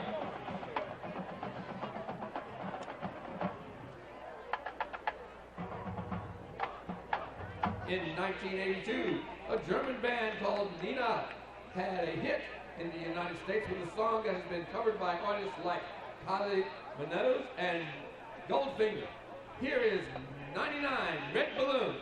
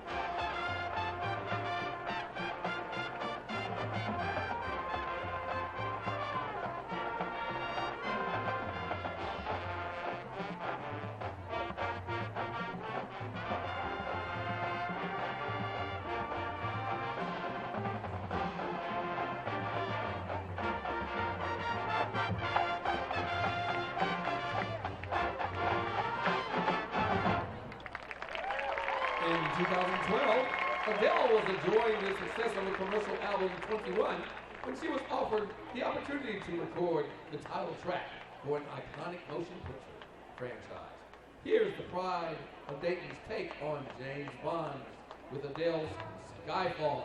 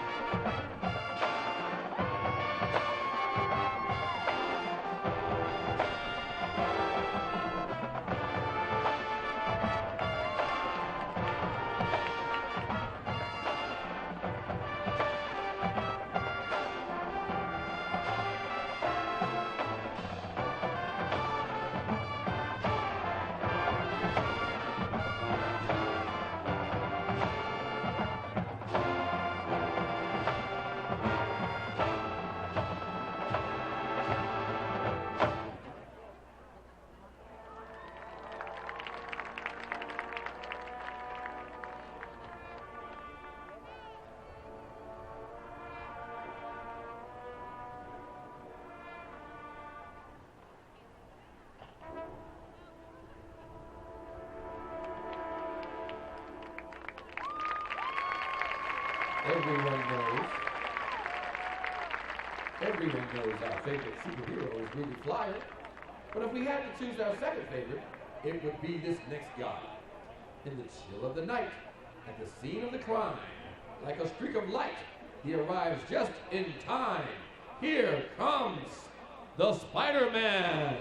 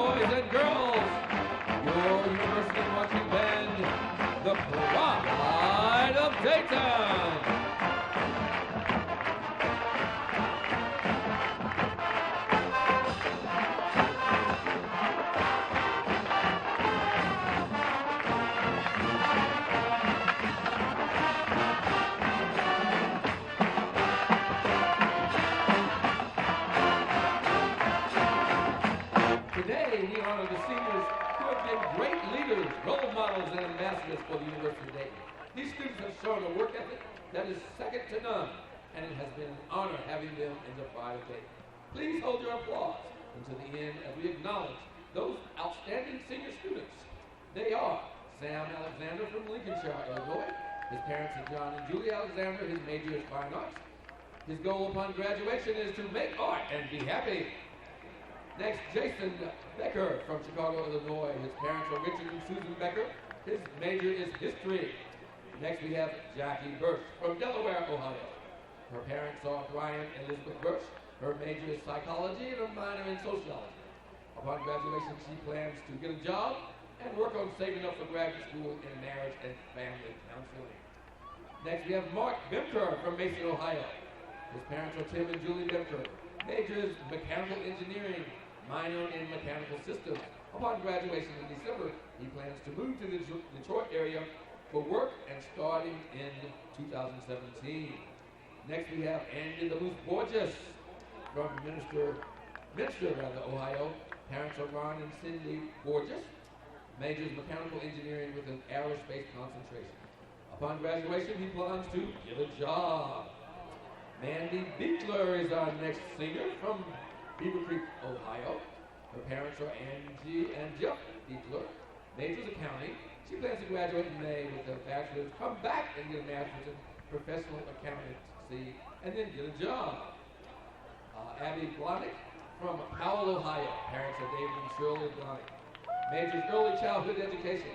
She plans to graduate, get a teaching job, get a puppy, and visit Disney World as much as she can. Next, we have Kevin Eberly from Hillard, Ohio. His parents are Mark and Kim Eberly. His major is mechanical engineering with an aerospace concentration. He plans to graduate, get a job, get a dog, and enjoy life.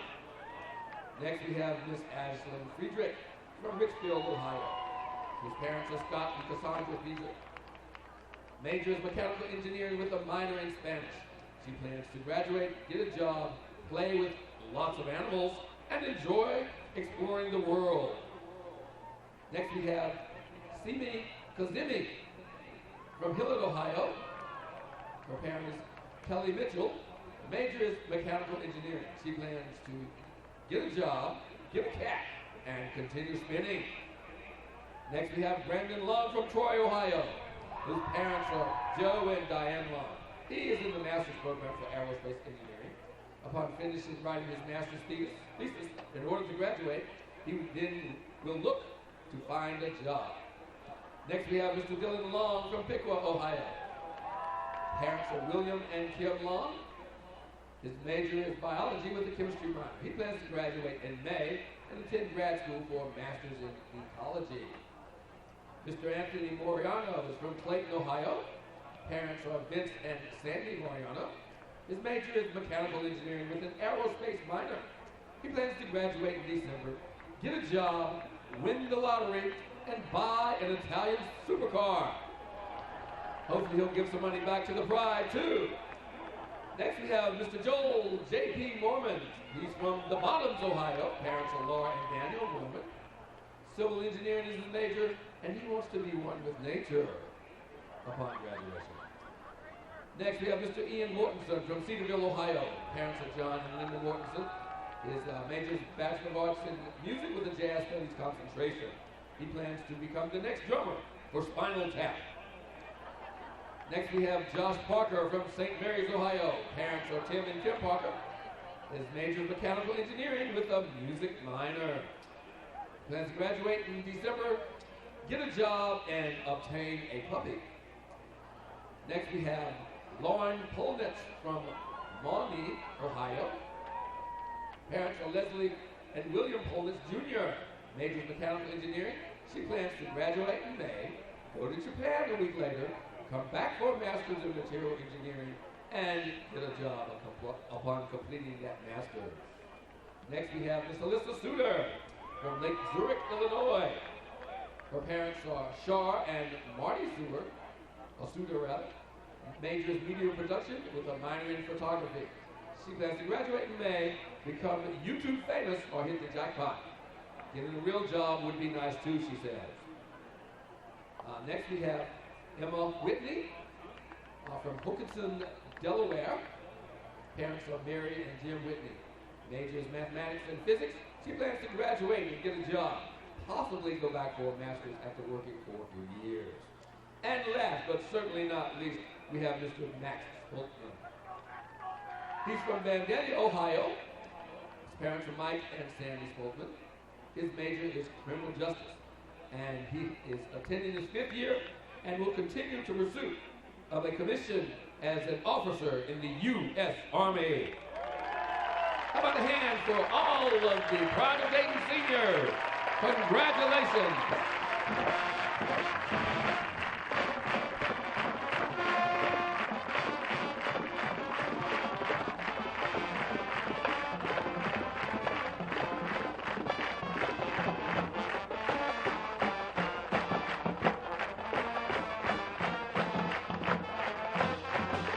Feel my touch.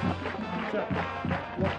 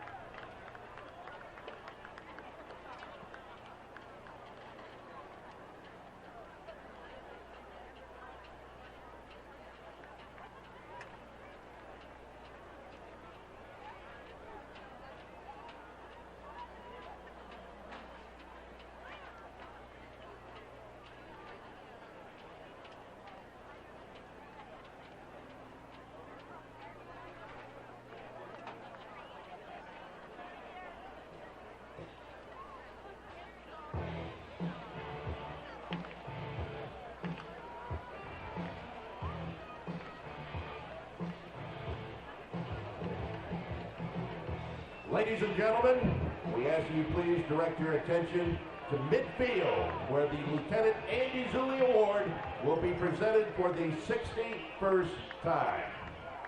The award was started in honor of the late Andy Zulli.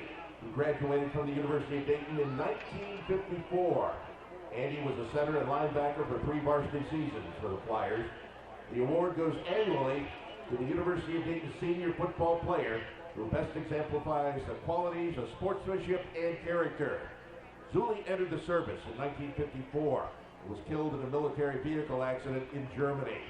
A number of friends and fellow students felt his character warranted an award in his honor. They created the Andy Zuli Award. Mr. Vic Casano Sr. provided the sponsorship. Presenting today's award is UD Vice President and Director of Athletics Neil Sullivan. And the winner of the 2016 Lieutenant Andy Zuli Award is number 24, Tommy Fanning.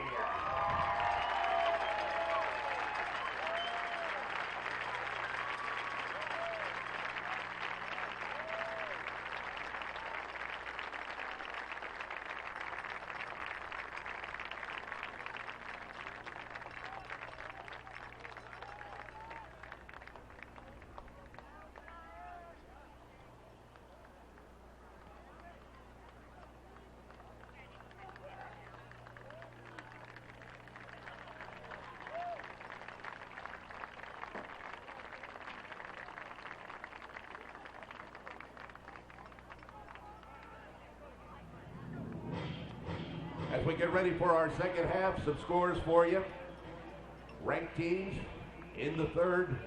Mississippi State has a 20-14 lead on number 4, Texas A&M. Number 7, Louisville leading Boston College in the third, 52-7. Vanderbilt trailing number 9, Auburn in the third, 20-13. Number 8, Wisconsin 13, Northwestern 7, that's in the third. And at the half, number 21, North Carolina has a 27-17 lead on Georgia Tech. In the Pioneer Football League at the half, Morehead State leads Butler 34-7. Jacksonville has a halftime lead of 13-7 on Drake. And in the first, Marist 7, Stetson 6.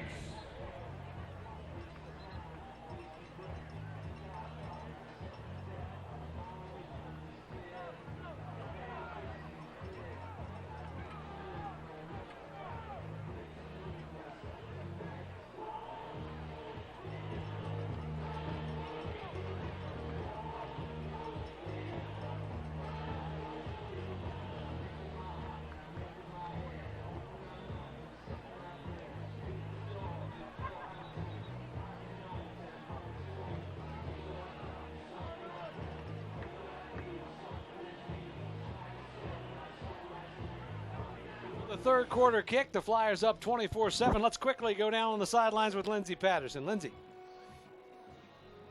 Guys, I talked to Coach at half and I said, what did you tell your guys in there? And he says, we've got to stop making mistakes in there. The red zone interception, that's not going to cut it. They're facing a really talented team in UD. And he says, if we want to come out here in the second half, we have to keep executing and finishing off plays. All right, thanks, Lindsey, as Willie will tees up the ball at the 35-yard line, looking to kick it off to Valpo. The Crusaders get the ball trailing 24-7 and not getting a lot done offensively, changing quarterbacks. You know, normally you go, okay, quarterback throws an interception at the goal line, I'm going to change quarterbacks. But as a freshman quarterback that just won the job, let him go a little bit, maybe, I think. I'm on the same side as you, Mike. I think Seawall was doing some really good, productive things. His guys were responding to that well. I think you'd leave him in the game. Willie Will gets the foot into it. It's Jean Rene at the 7-yard line, bringing it right straight up the middle of the field. And he's spun down inside the 25-yard line. Of course, senior day here at the University of Dayton also means the awarding of the Andy Zuli Award. And there's Tommy Fanning getting the award. Flyers senior, who Andy Zuli, an outstanding person in his own right, and a lot of people have won the Andy Zuli Award, including John Gruden, the former Dayton Flyer, who was a backup quarterback and Super Bowl champion. A guy named Jared Phillips won that award too. Yeah, a couple years ago. Congratulations on that. Thank you. So the Flyers get back to work on defense to start the second half, And the inside ride goes outside on the run. Cartalis, the carrier to the 30-yard line. Looks like they're keeping Clark in the game. Well, we'll be interested to see what happens here. If the Flyers can force a couple of turnovers, we might be seeing Seawald again. Andy Zulli, by the way, was a former Flyer football player who was injured and killed in a military vehicle accident when he was in the Army in Germany. So that's why it's such an important award in the Flyer program. No question about that. 3rd down and 5. It's the only award that players don't also get a vote on. It's only coaches that get to vote on that award, so it makes it a little bit more special. 3rd down and 5 for the Crusaders on their opening drive here of the second half. Good pull. And the pull by the quarterback, is that Clark? I think it's Clark. It is Clark in there to start the second half, up to the 39-yard line for a Valpo first down. See the difference between the speed of Clark and Jeske. Similar type play, that zone read. Clark reads it right, then goes down, he keeps it, and he gets the first down. Leisering takes his legs out from under him. They're on first down. The give is to Cartalis, and he goes nowhere up the middle. They're going to spot him at maybe a yard and a half or so. That's a good job by Asherman and the guys up front, causing some disruption on that Valpo offensive line, and Cartalis had nowhere to go with that run. Ball on the 41-yard line is where it's going to be spotted. 2nd down and 8. Dayton with the lead on Senior Day. Well, looking for a 2nd consecutive unbeaten home schedule. Flyers, of course, won the PFL last year. They need some help if they're going to do that again this year because San Diego's undefeated. They give off up the middle, and it goes to the 45-yard line. That's Petrie in there on the carry. It's interesting, Mike, because usually the third quarter is when your defense plays the best. It's actually when Dayton has allowed the most points this season. And they've just allowed another first down or close to it. I think they're going to actually spot it. Yep, at midfield. That's going to be another Valpo first down as the Crusaders come out of the locker room ready to play here. This was something last year that the Flyers did exceptionally well, was outscore opponents in the 3rd quarter. They made the right adjustments at halftime. So far this year, Dayton's been outscored in the 3rd quarter. Now, hasn't really hurt them except from their 2 losses. Clark out of the shotgun. Screens it outside to Rene. He shakes a tackle, beats a couple of more, and gets another first down to the 40-yard line. So just like the first half, it's little dump passes. You talked about the fact that that is where Dayton is vulnerable. It's very, very effective when you have your defense dropping 7-8 yards off the ball. Just throw it underneath. Rene can run. He's shifty. Give him the ball in space and let him make some moves. As long as he protects the ball, he's going to get you a first down. 24-7 our score. The Flyers in front. The first drive of the 3rd quarter goes to Valpo, and they're moving it. 1st and 10 at the 40-yard line. Clark, straight drop. Little pressure. Throws over the middle. It's picked off. This time it's Christian Searles. He becomes the 2nd Flyer with 5 interceptions. Christian gets the tipped pass, and Dayton gets the 3rd turnover, all of them on interceptions today. This is Clark's fault on this play. He threw that ball high. It's a poorly thrown ball. He steps up good. He has no base to throw that ball and put it on. Is that Katrine? Yeah, it was Katrine that had a chance to make that catch, but he throws it too high. Katrine gets a hand on it, and Searles tries to tie up that interception lead. So maybe Stubbs is going to get another one here. Stubbs is going to have to get busy because Leisering and Searles already have theirs. They're at 5 and counting. I think if Christian would have went to the outside, he might have had a chance of taking that back for 6 points. Dayton sets up 1st and 10 because he was stretching, but he had 2 hands on the ball and gets another Flyer first down. You see the strength of his hands with that catch. That's talking to some of the coaches before the game. Last year on the scout team, Troutman, the defensive guys would say you can't knock the ball out of his hands once he gets it on there, and that's a huge advantage for a receiver to have. 1st and 10, 26-yard line. Give it to Ruffing up the middle. Jared's got room inside the 15, down to about the 14-yard line. Jared Ruffing continues to find holes, and the Flyers are moving it right down the field off the turnover. This is looking eerily similar to that drive in the end of the first half off the interception. Now, I don't think they're at the same breakneck speed as they were on that drive. No, that was a 5-play, 98-yard drive. That was pretty quick. Yep. This one's a little bit slower, but they're getting some nice chunks of yardage. A little more methodical. Jeske with Ruffing behind him. Running the option, the pitch to Ruffing. He's got a little bit of an edge, but is pushed out of bounds inside the 10-yard line down to about the 8. Nice play by Mike Wheeler coming up and making the stop. It's like Travis Nee's day might be done on defense. He's laying down there with the trainers, and there's a couple of crutches they're getting ready for him. Neese has been injured with a knee injury. It's undisclosed on what exactly it was. It looks like it might have flared back up or tweaked it again. 2nd down and 2. Ball at the 6-yard line. So the Flyers can get a first down here. Jeske round the corner, touchdown. Alex Jeske taking it in again, his 3rd rushing touchdown of the day. He's also thrown a touchdown pass, and the Flyers put it in cruise control with 8:31 left to play in the 3rd quarter. You can almost call Jeske a running back that throws. Yeah, pretty much. The way they use him, and he does a good job of running like a running back and not running tentative. He puts his head down, he gets the yard, he smells the goal line, he gets in the end zone. Flyers shifting into the extra point formation as Will lines up to kick it.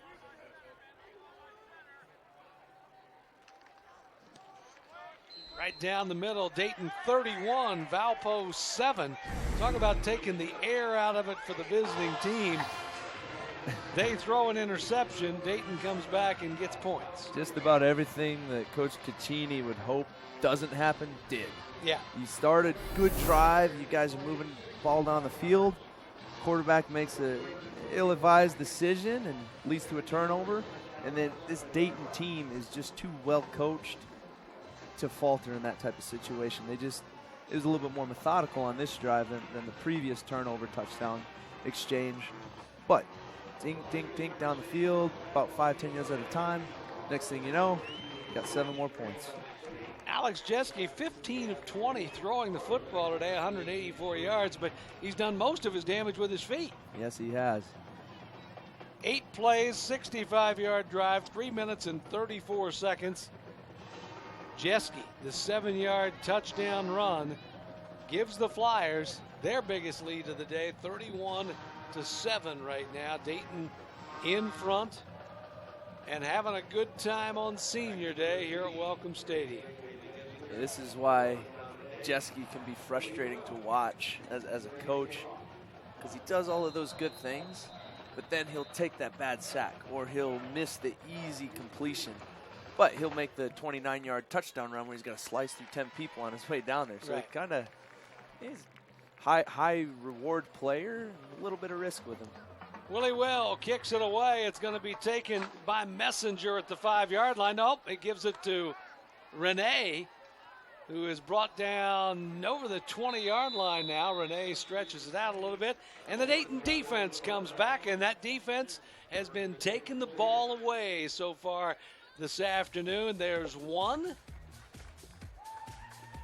There's a sack by Surges, and running it all over the place on him, but there's a second interception. Leisring gets it at the goal line, then a poorly thrown pass and a tip drill that Christian Searles picks off. 3 interceptions on the day for the Flyers, and just doing a nice job defensively. Yeah, they've been playing really well, staying in their assignments, and that's why they're there, to pick off those tip balls. If they weren't assignment sound, they wouldn't be in those positions. Dayton front 4, stepping up that time. Led by Ashland, the senior. It's going to be marked for no gain, bring up 2nd down and 10 at about the 22-yard line. This drive, we might see the wind come out of the sails a little bit for Valparaiso, depending on how this rolls, how this shakes out. They're already at 2nd and long. Clark barking the signals. And drops the throw, but here comes the pressure. He screens it out, getting out to about the 30-yard line. Cartalis able to pick up some nice yards on the screen. That's going to bring up 3rd and about 2 at the 30-yard line. It's a nice little play right there. Clark did a good job of not getting flustered, knowing that Hagan was coming down his neck, getting ready for the sack, and he dumped the ball off to the running back and let him run. That's what they do. Give him the ball. See if the Dayton defense can get off the field in a hurry. 3rd and 2. Flip it out, incomplete. Had his receiver, but he dropped the ball. It's Katrine. Katrine was right there, but Frank couldn't handle it.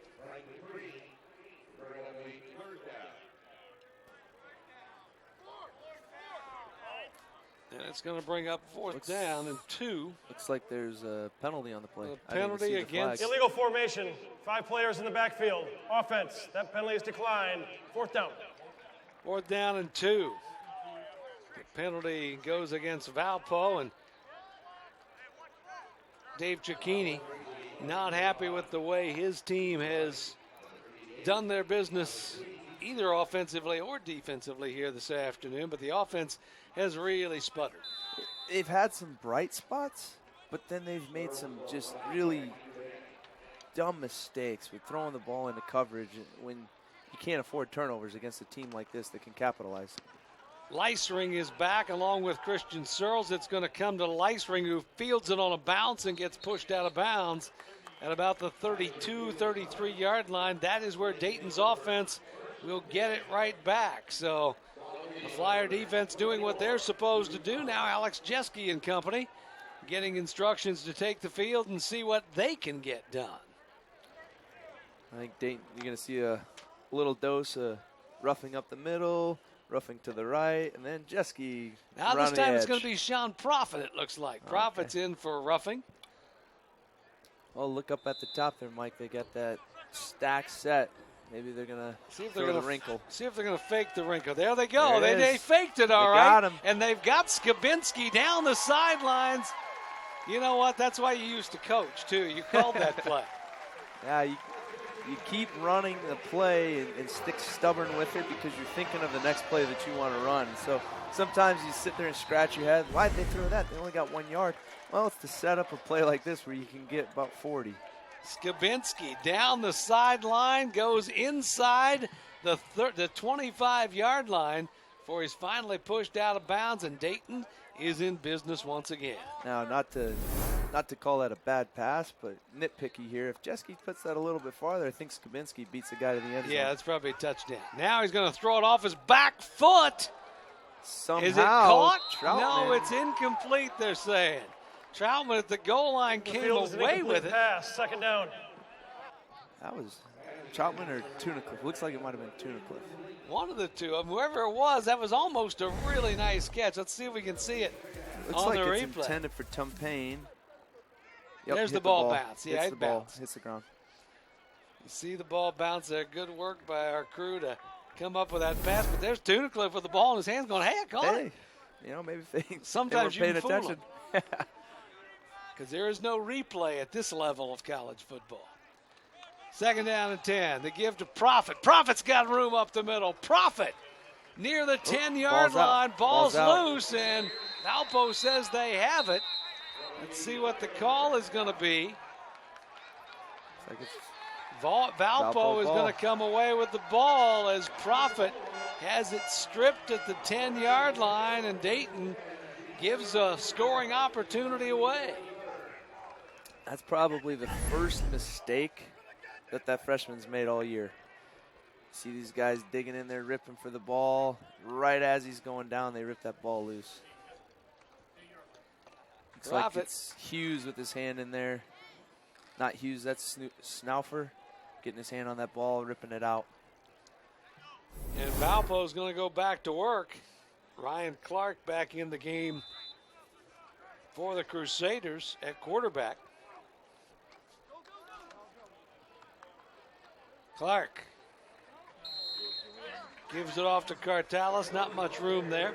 Penalty flag comes in after the whistle is blown, and I think they're going to get Valpo for something, a little extracurricular. The way Mike Scott's reacting, it looks like it's on Valpo. They're looking down on the sidelines. Mike looks like Nice is out. After the play was over, personal foul, late hit, unnecessary roughness. Offense number 74. Half the distance to the goal, second down.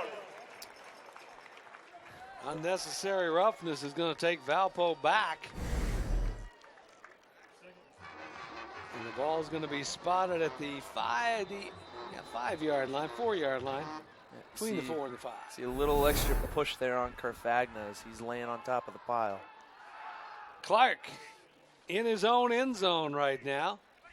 Second down and 14.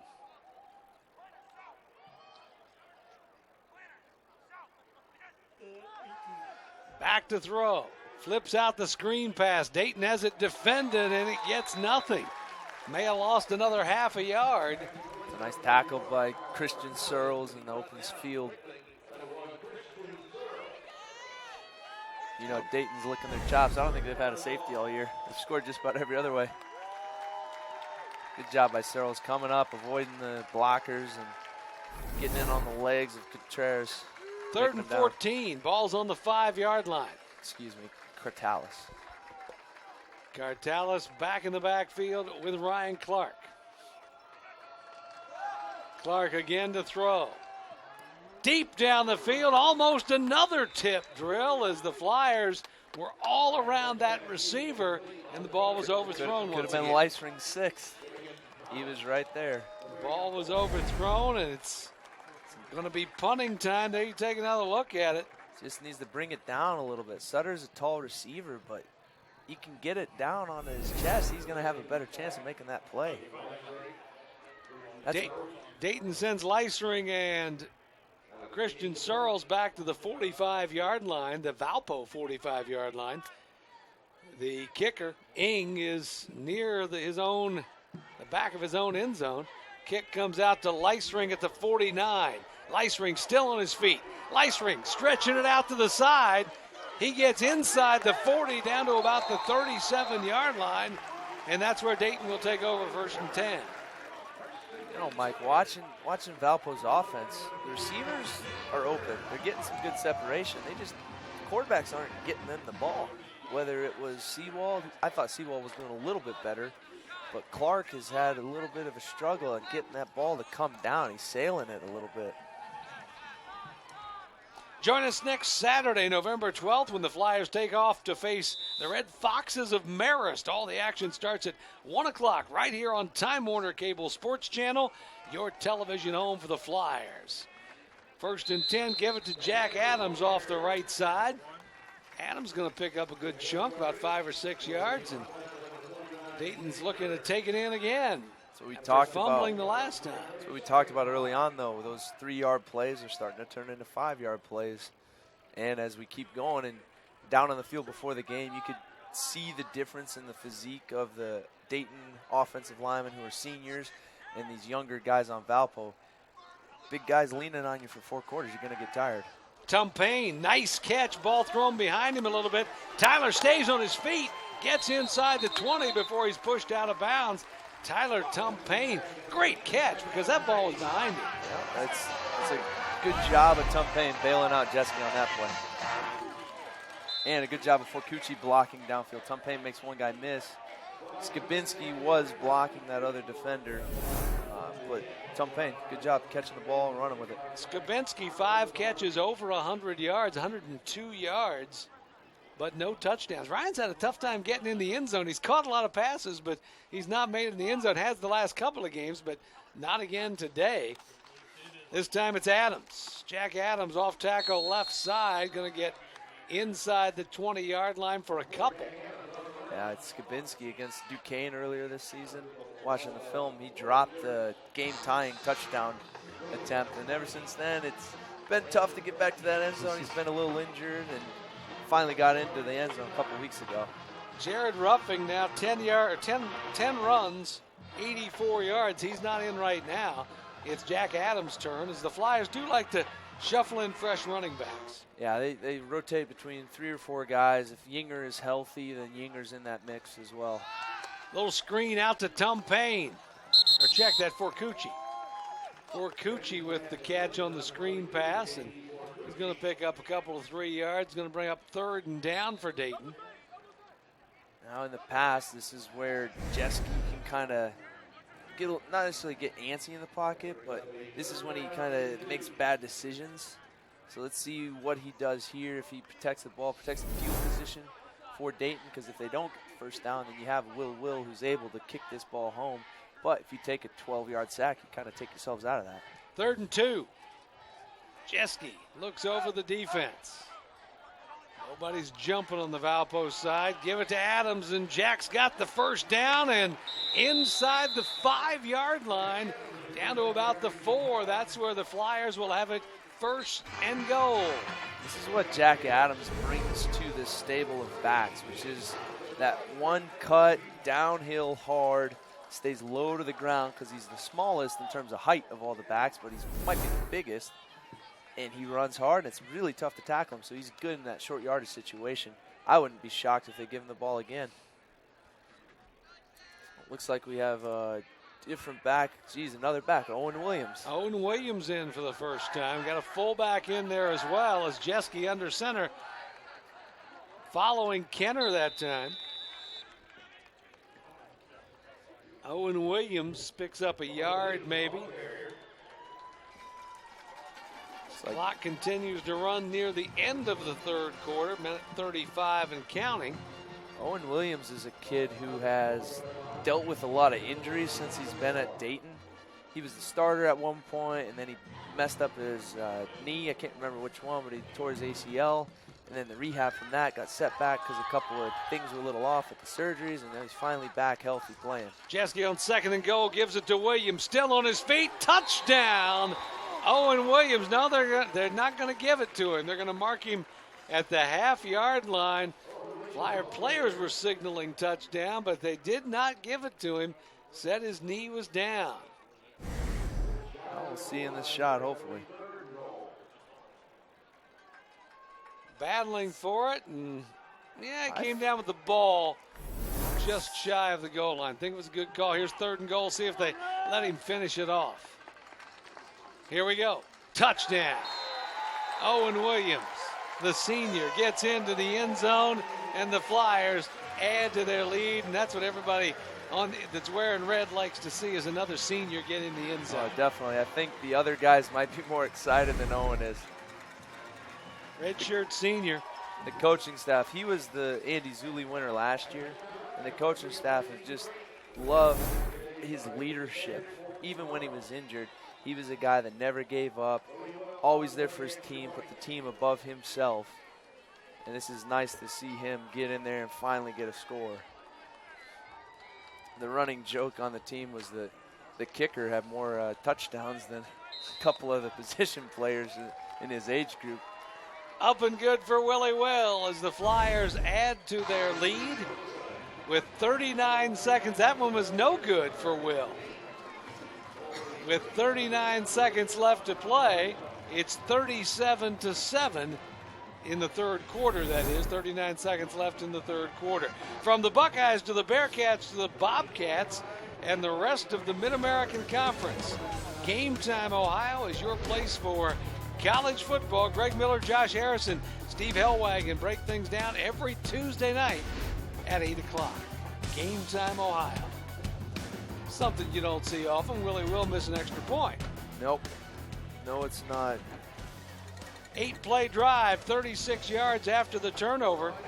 A 1-yard touchdown run from Owen Williams took 4 minutes and 9 seconds off the clock. And I think the rest of the way you're going to see a lot of the ground game. Like you said, Dayton wants to just run some clock here. Yeah, I think we're going to start to see some of the younger players on this Dayton team get in and get some playing time. I wouldn't be surprised to see the backup quarterback, Bobeck, gets in on this next drive. The Flyers cruising along to their 2nd straight undefeated season at home. And And that one goes into the end zone, and Renee's going to take a knee and come back out, see if the offense can get anything done. Looks like Owen Williams is running for president down there on the sidelines. He's hugging everybody. Yep. Owen is a fan favorite on that team. He's one of those guys that friends with everybody. He'll have your back if you ever need something. And it's nice to see him get in there and see all those years of working back from that injury finally pay out and get into the end zone. We have another quarterback change. Now it's still Ryan Clark in there. Those two guys look a lot alike. They're both about 6'5" and rangy. To give to Cartalis. Across the 30-yard line. When they've had, now he hasn't needed much of an opening, but when he's been able to get a little bit of a crease, he's run really well. That's Petrie. That's Petrie that took the carry that time. Cartalis, 47 yards on 14 carries. Petrie, 27 on 6 before that carry. Clark back to throw. Has a receiver. It's Renee for a first down. And he's pushed out of bounds, but he got across the 35. And Renee has a first down, but we've got a stoppage of play here. Now they're going to rewind. They're going to wind the clock with 2 seconds left, and that's the end of the third quarter. We've played 3, have 1 more to go here from Welcome Stadium. It's Dayton 37, Valpo 7. Back with the fourth quarter right here on Time Warner Cable Sports Channel. Rudy and the cheerleaders throwing mini balls and t-shirts into the crowd to the loudest and most spirited fans. So make some noise to win a prize courtesy of UD Athletics.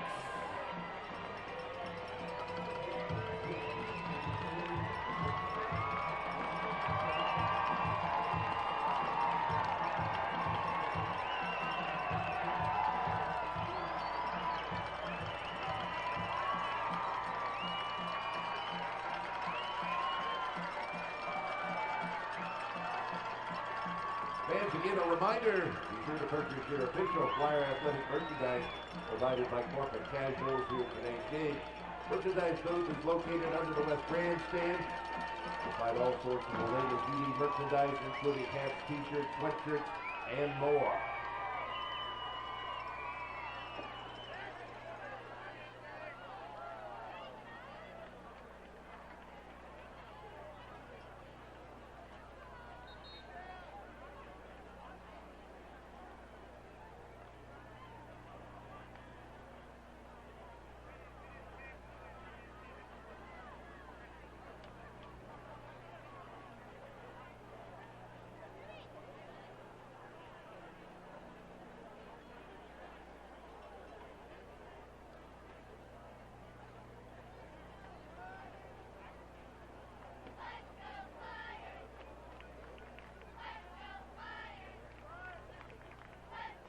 Fourth quarter, Mike Hartsock alongside Jared Phillips. We've got Lindsey Patterson down with us on the sidelines. We'll hear from her a little bit later as well. The Flyers in cruise control, 37-30, and Valpo trying to make something happen. They've got a nice run there from Cartalis. Is that Petrie again? Looks like Petrie. A little bowling ball looks like Petrie. Petrie's a hard runner. Gain of about 4 brings up second down for the Crusaders. Dayton has won 12 straight games in this series, 23 out of 25 overall. Petrie has a first down inside Dayton territory. He's running hard for a couple of plays and picking up a first down. Coach Caccini's got to be pretty happy with the effort so far. Game looks a little bit out of hand, but this Valpo offense is not stopping. They're running around trying to get set up. Petrie's running hard. They've made some decent completions outside of the interceptions. Give it to him again. Not much that time, maybe a couple of yards to the 46-yard line. It's like Crane was able to come up and make that stop. Crane and Carfagna. Still like to know why a running back's got number 80. I don't see that at all. Unless he's a receiver turned running back. Perhaps a roughing. Second down and 8. Pressure on. Ball thrown up to Renee. He's open inside the 20. Dayton's defense got fooled a little bit that time, and Valpo has the ball inside their 20-yard line. Dayton's 20-yard line at 16, 1st and 10.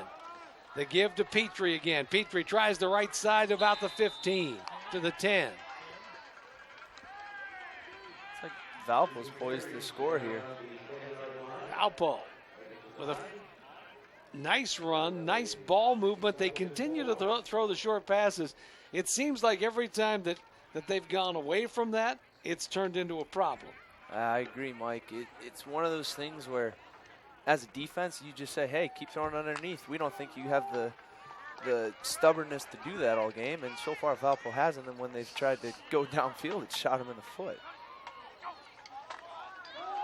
All right, it's Petrie again, I think down to the 5-yard line. It's like first down, 1st and goal. Sets up a 1st and goal. That wasn't Petrie that time, that was Bucksrucker. Is that a different name? Yeah. It's 1st and goal on the 5-yard line.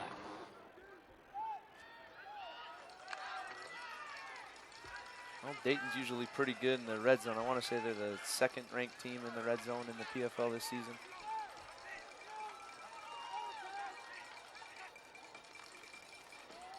Clark, the inside handoff down near the goal line, not there.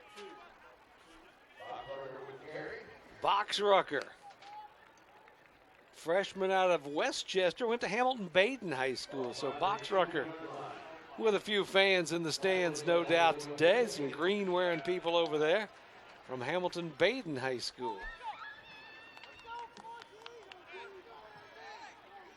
Second down and goal from the 2-yard line. Boxrucker stays in the game. And Clark sends a man in motion. Running the option on the pitch on the outside, he's in. Boxrucker bangs in for the score, and Valpo is back on the board. Their 2nd touchdown of the day. Take another look. It's a good job by Clark pitching it out to Boxrucker and letting him be the guy. He's got a little bit more build to him. Let him put his head down and get in the end zone. Boxrucker scores with 11:27 left to go in the game. Pending the extra point, it'll be 37-14 if they can tack it on. Jake Simpson on to handle the place kicking duties. It's up and good with 11:27 left to play. Dayton 37, Valpo 14. So now if you're the Flyers, you'd like to see about a 9-minute drive down the field here. Yeah, definitely. Coach Chamberlain team should be running the ball, take some time off the clock, almost kind of get into your 4-minute offense about 8 minutes sooner than usual. But by no means do you close up the playbook entirely. You still need to play to win. Valpo showing a little bit of signs of life. That's the last thing you want to do is close the playbook up a little bit, turn it over after 3 and out, give Valpo the ball back, who's starting to build a little bit of confidence. Next thing you know, you find yourself in a dogfight. That happened to him earlier this year against Morehead State. Rick Chamberlain never likes to see his defense let up, something like that. Oh, you can see the scowl on Coach Chamberlain's face right now. It's 37-14, but in his mind it should be 37-0. Valpo, couple of nice drives. That one goes 10 plays, 75 yards, 4 minutes and 12 seconds off the clock. And Boxrucker, a 2-yard run. You see the Flyers with 14 points early.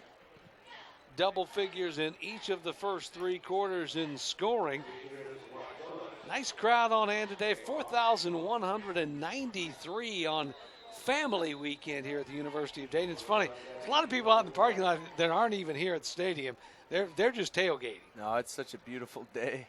They stay out there, enjoy some good food, and watch the game on the TV. Kick comes to Cameron Stubbs, and he gets out across the 25. It looks like a pretty good shot. Looks like Cameron's hurt a little bit. He gets up and a little shaken up. Heads off the field as Alex Jeske in the offense comes on the field. Yeah, that touchdown probably screwed up the plans to throw in the backup here. But Dayton Looks like needs to go another down and new score running here. back in, Marlon Bunnell. Marlon Bunnell, he's been I want to say a redshirt freshman Yep. this year. He's been injured, foot injury, since camp. And there he is. But Yeah, he's a shifty back. they He's got thought some Bunnell was quickness. gonna get some playing time. He's not played at all since Yeah, camp. at the start of the year, it was going to be Yinger, and then they were trying to figure out between Bunnell which Prophet has been a bright spot, but Bunnell and then Jack Adams, because Ruffing, if you remember, I mean, we've talked about it, was a receiver. Yep. So he only factored in because of the other injuries. 2nd down and 4 to the 37-yard line. And Jeske out of the shotgun. 2 wide receivers to the left side, but it's going to be a lot of running for the Flyers this time. And there's Got some fresh legs. the young guy with some fresh legs across the 45. Bunnell looks pretty quick right now. Marlon Bunnell. He's a redshirt freshman out of Indianapolis. Went to Bishop Chatard over there in Indianapolis. Looks like Dayton can just reload at running back, reload at linebacker. Coach Chamberlain's got to be really happy with the depth of his squad.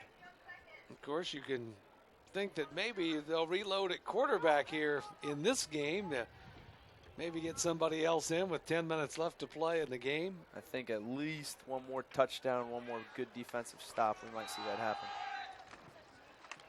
Bunnell again. Off the right side this time for a couple of yards near midfield. He stopped at about the 49-yard line. Bring up a 2nd down and 8 as the clock continues to run. And neither side seems to be in that much of a hurry to stop it. Nope, especially Dayton. Just take your time, take time off the clock, make sure you get the right personnel on the field, make sure you get the right play call for the situation. And then once you get it in there, you got to execute. Otherwise, all of that stuff goes out the window. 2nd and 8 for the Flyers. Jeske with Bunnell behind him. He gives it to him again. He cuts it back in the inside. He's not going to get much this time. Maybe a yard, but about a half a yard just shy of midfield. It's going to bring up 3rd down, about 7 yards to go. That was a nice individual effort by Nick Turner on that play. He beat Shane Tobe and was sitting right in the hole when Bunnell tried to cut back and made the tackle. So Dayton looking to keep this drive alive so they can continue to milk clock. And now we've got Owen Williams back in the ball game. So Williams sets up to the left of Jeske. 2 stacked on either side in an odd-looking formation. It's Williams. It's Williams for the 1st down. Owen Williams running hard. Gets it down to the 41-yard line, and Dayton keeps the drive alive. You can tell how much Valpo respects Jeske as a runner when they put 2 players spying on Jeske to pull that ball. That's what let Williams get on at 2nd level. And then he's a pretty big kid. He put his head down and he kept running, kept those legs turning, picked up those extra 3 yards. Owen Williams takes it down to the 41-yard line, and the Flyers continue to milk the clock at 7:47 and counting.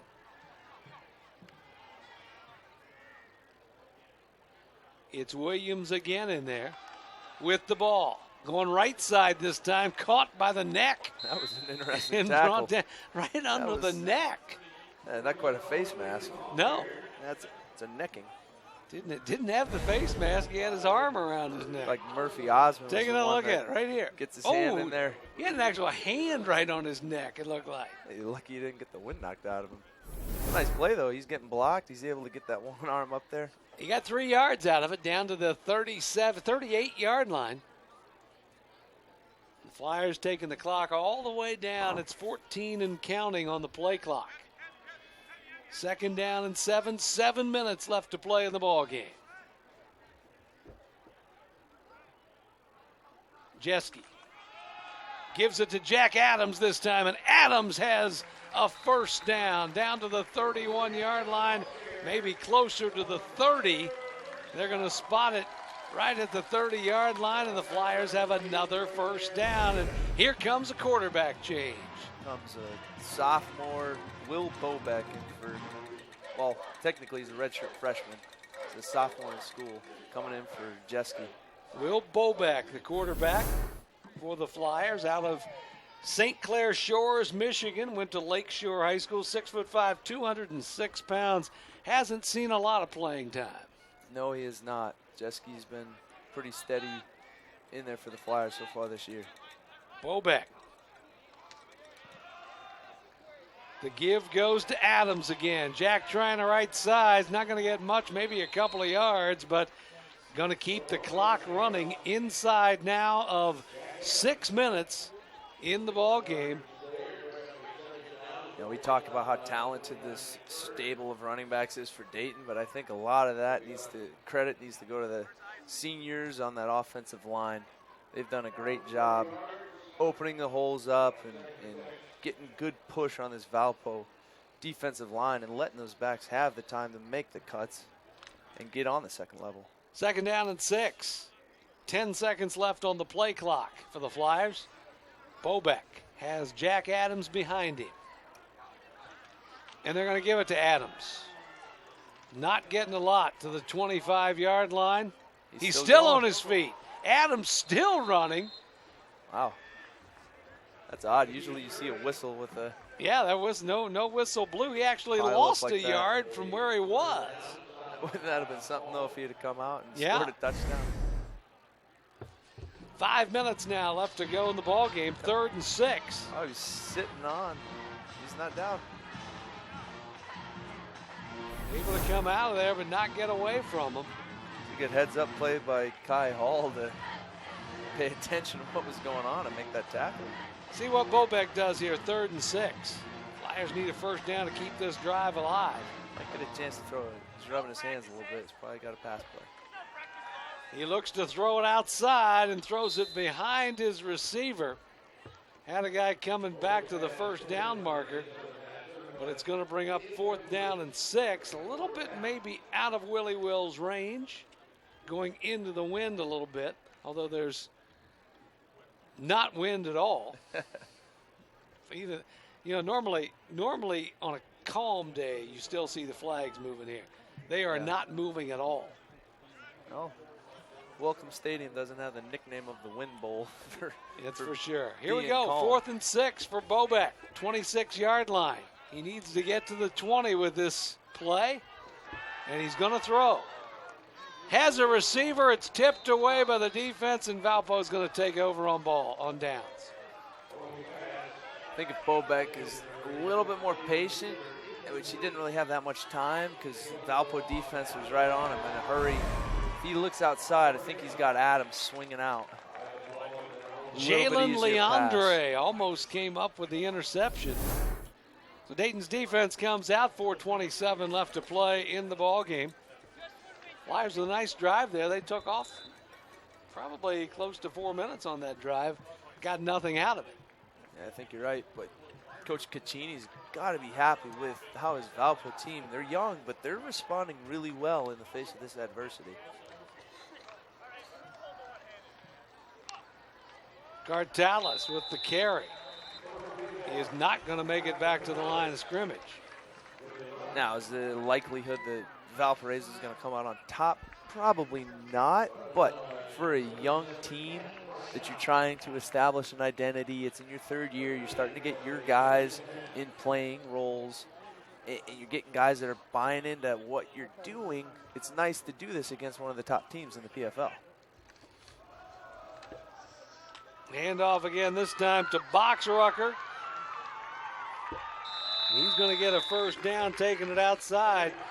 Cody Boxrucker, he also scored the last touchdown for Valpo in this quarter as Renee caught the pass, and then on the option, Boxrucker got the goal line. Another pass over the middle into Dayton territory. Haven't said his name in a while. Frank Katrine catches his third ball of the day. Now, if Dayton's not careful here, they're going to find themselves in a dogfight. 48-yard line is where Ryan Clark sets up first down and 10. He's going to throw again. And it's going to be a reception again inside the 45 to about the 43. Now, also keep in mind, you got a lot of young guys that are on the Dayton side right now that are playing. You see a lot of backups in there right now, and actually no starters are on the field, so they're kind of on their own. Boxrucker again. Started left, ends up right near the first down stick. And it looks like it's going to be good enough for a first down for the Crusaders. Under 3 minutes to play in this one. Valpo marching it down the field. You'd like to, if you're Coach Chamberlain, you want to see how these young guys respond to a drive like this. Are you going to be able to bend and not break, maybe force them into third and long type scenario, get them off the field, or are you going to give up another touchdown? Clark, play action. He's got a guy open. Got a guy down the middle of the field. A nice defensive play, though, coming in at the very last minute to knock the ball away, and it's Tommy Fanning. Tommy Fanning closed on that ball real nicely because he was beat. Yes, he was. And it wasn't even the way that Valpo ran that route. That was actually the nickel backup, Matt Ratnauer, didn't even get any sort of contact on the Valpo receivers. He come off the line of scrimmage, which you got to at least give him something. You can't give him a free release and let him get up onto your safeties. But Fanning did a great job of coming over the top and making a great play. Second down and 10 for Valpo. To the air again is Clark. He's got a receiver wide open, and the ball skipped to him. That was wide open at about the 15-yard line. That's an issue of mechanics on that one. Looking at the Pioneer Football League, Morehead State's beating Butler 44-14 third quarter. Jacksonville over Drake by 3. And Marist up 2 touchdowns, 14-0 on Stetson. The upset of the day, number 4 Texas A&M, losing at Mississippi State in the SEC today. And they were one of the teams that was in the playoff hunt. Right now, Dayton's up 37-14, 2:19 left to play. Third down, 10. Clark screens it out, but he throws it a bit too high. And there was a defender there for the Flyers ready to lay the lick if he was able to make that catch. Andrew McCormick is seeing some playing time now. Yeah, Clark's mechanics are kind of what's leading to his poor throwing over these last couple of plays. That long pass that was incomplete, he stepped in the bucket and he opened his shoulder up too quickly, and that's what caused it to flutter out of his hand. And then on that play, you need to stay on top of the ball more so it doesn't float on you. Give your running back a chance to make the catch before he takes the big lick. 4th and 10, Clark back to throw, going over the middle and nobody there. And a penalty flag comes in, though. Nobody was there because perhaps they were being held. Looks like it's going to be interference on Malice, number 40. And the penalty going to go against the Flyers to keep the drive alive. Pass interference, defense, number 14, 15-yard penalty, automatic first down. Carson Chatterton. Carson Chatterton whistled for the penalty. 2:09 left to play. And again, the coach can't be real pleased about that.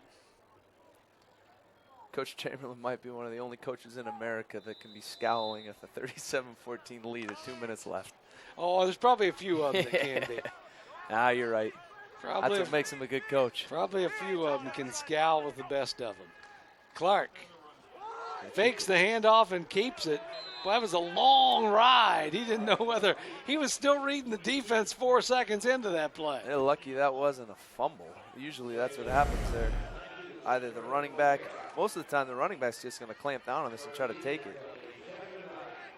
Brings up 2nd and 9, minute 46 left to play and counting. Valpo going to run the play down. 2nd down and 9 on the 22-yard line. Clark, who came on in relief of Jimmy Seawald, has played the entire second half. And hands it off to Petrie. Petrie bouncing it outside. Petrie looking for the goal line. Petrie bounced out at the 5-yard line, maybe the 4. Austin Petrie dishing out some punishment on that run. It was a nice run. It was a good block on the edge, too.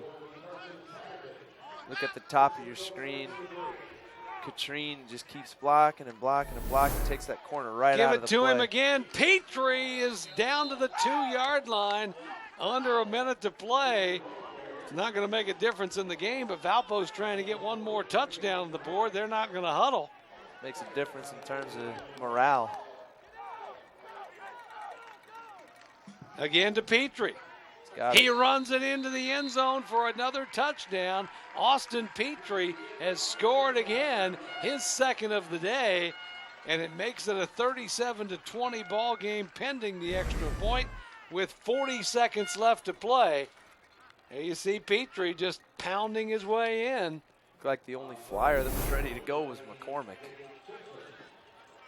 Coach Chamberlain's probably not too happy with that drive. And that's what makes Dayton such a well-coached and hungry team, is that focus on up and good. It's that focus on performing well all the way throughout the entire 60 minutes, not just when it seems like it matters the most. 37-21 is our score with 40 seconds left to play. The touchdown by Austin Petrie, his second of the day. So Petrie has done a nice job with his role in this offense. He's got 76 yards rushing on 14 carries, so Petrie's done a nice job for them. Yeah, he has. Even though he's number 80, he's still been able to run really well. Even though he is number 80. Valpo comes out to kick it. The Flyers are probably going to take a knee. More than likely here. And we will end things. 12-yard drive, or 12-play drive, 74 yards, 3:47 off the clock. Petrie, the 1-yard scoring dive to make it 37-21. Dayton closes out the season next week at Marist. That is a game you can see right here on Time Warner Cable Sports Channel at 1 o'clock, and it's going to be a tough road for Dayton because that's never an easy trip to do that. No, it's not. But Dayton, if they want any chance of maybe getting a share of the PFL title, they're going to need to take care of business once they make that trip.